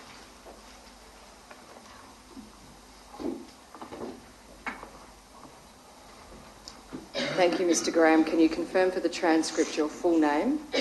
George Graham. You're the asset manager at Hazelwood. I am. For the tribunal's information, the inquiry has very recently, overnight, been provided with 3 documents. A single page which sets out, in order to be efficient today, Mr. Graham's qualifications and experience. A document in the form of a chart. A document in the form of a chart that Mr. Graham will speak to today, and a one-page map that is relevant to one row in that chart. Mr. Graham, do you have each of those 3 documents with you? I do. You do, all right. I want to just talk to you first about your work at the mine and some of your qualifications and experience before taking you through some of the detail in the chart. This little aid memoir will help us with some of that background. It sets out that you have qualifications in mechanical and electrical engineering from the United Kingdom. When did you start working in first of all, the power industry generally, and then we'll turn to talking about mines? Yeah, I started with the equivalent of the SECV in the UK, the Central Electricity Generating Board, in 1969 as a student apprentice, aged 16 years old. And that's the first position we'll see there under the heading United Kingdom 1969 to 95. And you've worked at a number of stations which have very confusing names that you've listed there. 1982 to 1995 you joined Drax. Was that still a state-owned supplier, or is that a shift to private enterprise? No, the shift to private enterprise was in 1991 when Yes. National Power was formed. Mm-hmm. And you held the roles set out there in the United Kingdom. You then had a period of time in Asia, Pakistan. What roles, what type of plants or stations were you working in Asia and Pakistan? In Pakistan, residual fuel oil fired power plants, and in the Middle East, gas fired power plants. And in those roles, you worked through shift manager, production manager, and engineering manager roles. Yes, basically my experience, I did 25 years on shift in operational roles in the front line, i.e. shift manager type roles, which in terms of emergency responses, i.e. I would be the emergency commander in those type of situations. From the period in 2001 or 2002, I then moved on to day work and into the higher management positions, production manager, engineering manager, then moving on through general manager of the operating and maintenance company in the Middle East. And this is the position where you refer to Middle East Oman, 2004 to 2005. By that stage, you were holding the position of general manager, Yes. and again, that's in the gas industry. No, it's a power plant. It's a gas-fired. It just uses gas fuel. Then you started your work at Hazelwood in September 2005. Can you just explain what role you started in, and we'll work through them. So the first position that you held when you started at Hazelwood? I came in September 2005 is what was termed then the generation director. In easy speak, I guess, that's the power plant manager. Yes. And I've been in that position from September 2005 through until the 1st of February 2014, when I was appointed the asset manager. Now, for convenience, the last part of this page describes your seniority in the organisation and describes you as the most senior manager at Hazelwood, overseeing the station and the mine. Yep. The title asset manager is not as familiar to us as some of the more traditional descriptors in terms of the management hierarchy. Is there something you would equate it to, or is there another analogy in more familiar language? The term asset manager or station manager is actually pretty common within our industry in terms of a single power plant. If you have a larger entity where we've got the power plant and mine, which is actually unusual, there's not many places that are like that, the structure would normally be we would have a chief executive officer, and then below them a manager for the power plant and a manager for the mine. The asset manager is what would have historically been known externally as the chief executive officer. Now, reporting to you is the mine director, Gary Wilkinson. Yes. And we'll go to a chart if we need to, but I think people have become familiar with some of the roles. Can you just explain a little about that top part of the hierarchy or the tree? There's you as asset manager, Mr. Gary Wilkinson as the mine director. Who would be then the two or the direct reports to him, the next layer down? Well, the major direct reports to Gary Wilkinson would be the production manager, Mr. Robert Dugan, and the technical services manager, James Faithful. Now, you have in front of you a document that doesn't look like the other witness statements that have been prepared in these proceedings. It's in the form of a chart. I'll ask you to get that out. And it's divided into columns, and it's in red and black text. Yes. Mr. Graham, this is a document that you've prepared over the last 3 or so days. Yes. Can you explain what you're intending to identify there with the red text and the black text? What's the difference between those two? I would like to first say why I did it, if you don't Sure. mind.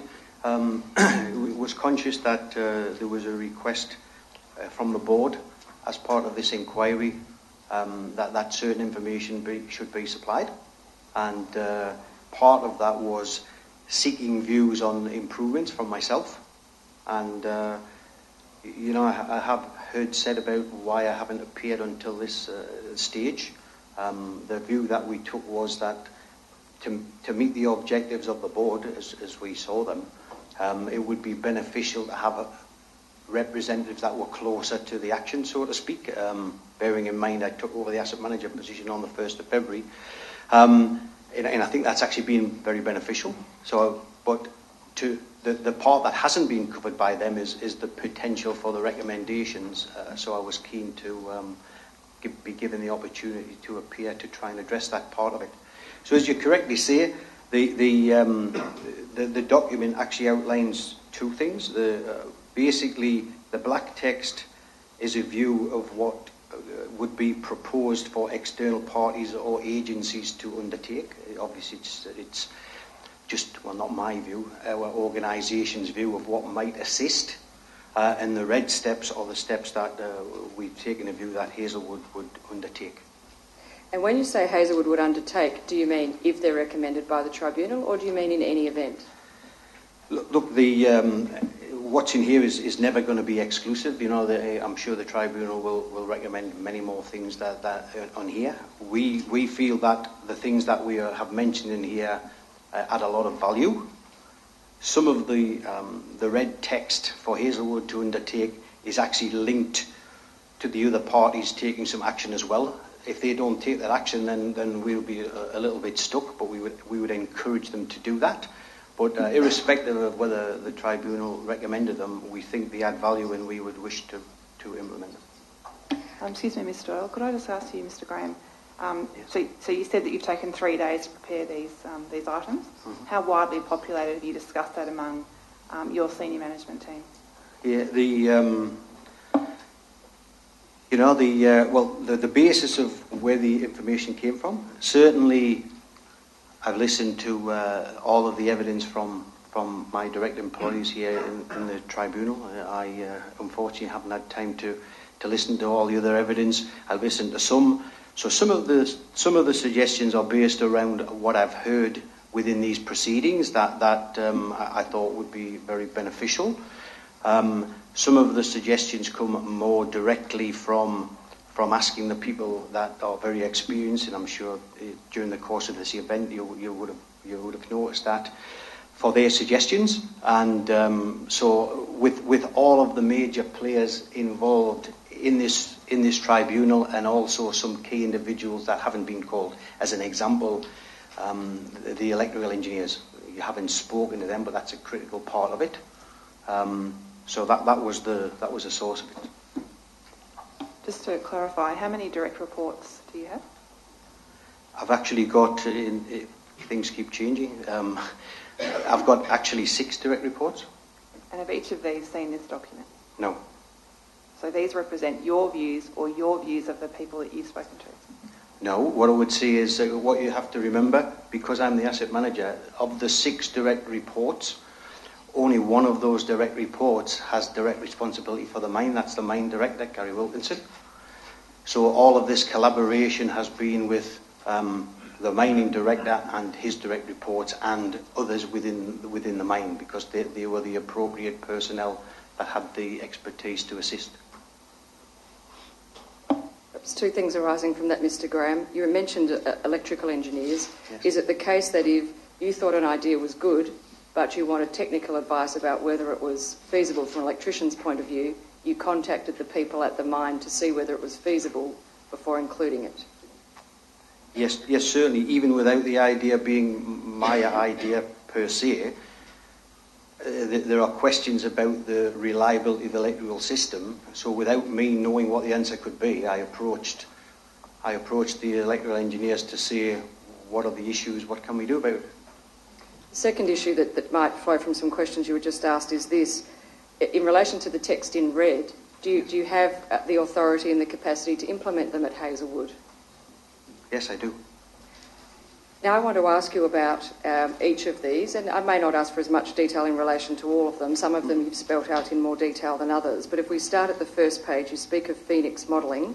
Yes. Without reading the dot points in black, I just want to ask you to tell us, why did you think that the things in black, which would rest with the CFA, but why did you think that the things in black text would be useful to the mine in meeting another fire like this? Would you mind if I just describe a little bit more about the document rather than Certainly. the individual points? What we've actually tried to do here is categorise things that we could look at. So we've actually split them into various sections, i.e. responding to fire, training and firefighting equipment, emergency response, power supply for fighting fires, fire risk mitigation, planning and communication in relation to fire, occupational health and safety. So they're the various categories there. So I didn't want people to think it was not linked to some systematic approach, if you like. So apologies if that's confused anything. The item you're asking me about is the Phoenix modelling. It was very enlightening for myself when I attended the inquiry in the first day. Never heard of Phoenix modelling. Not aware of it. Appears to be a fantastic tool. Appears not to be utilised as well as it could be from my interpretation of the information that I saw here. So a lot of the text in the black area relates to the people that have that information, normally the CFA, ensuring that whenever the modelling does show a reasonably high likelihood of external fires impacting the mine or other people's critical infrastructure, taking into account the things they take into account, the current or predicted weather conditions, that it would immediately send the modelling to designated contact people at Hazelwood and the other critical infrastructure people, of course. And then we would utilise that information for what we've termed, and this is our terminology, which may not be the terminology the CFA would use, extreme fire danger days, which would cause us, having got the information, to do certain things. And you indicate in the red text that in order to be able to receive the benefits of this tool, Hazelwood will get some staff, or hope to have some staff trained up in reading those maps. Yes, we're also actually suggesting that even though the staff would be trained up, that it would actually be beneficial that when the CFA should send the information, and we're suggesting it would be directly to our people, not necessarily through a third party, that there would potentially be scope for them to actually put some information on there about expectations of what we could do or should do. You know, so that might relate to things like increased liaison with them, attendance at Incident Control Centre, or might be information relating to this is the event we're having, and by the way, we have all of these other events going on that might limit our response, because we've heard said several times that the ability of the CFA to assist may or may not be there on many occasions. So that would be an opportunity at that time when the information came to also potentially caveat it with you know, how much we're on our own or how much we're not, which would cause a different response, would be my view. At the end of a discrete topic, is now an appropriate time to break for lunch? Yes, we'll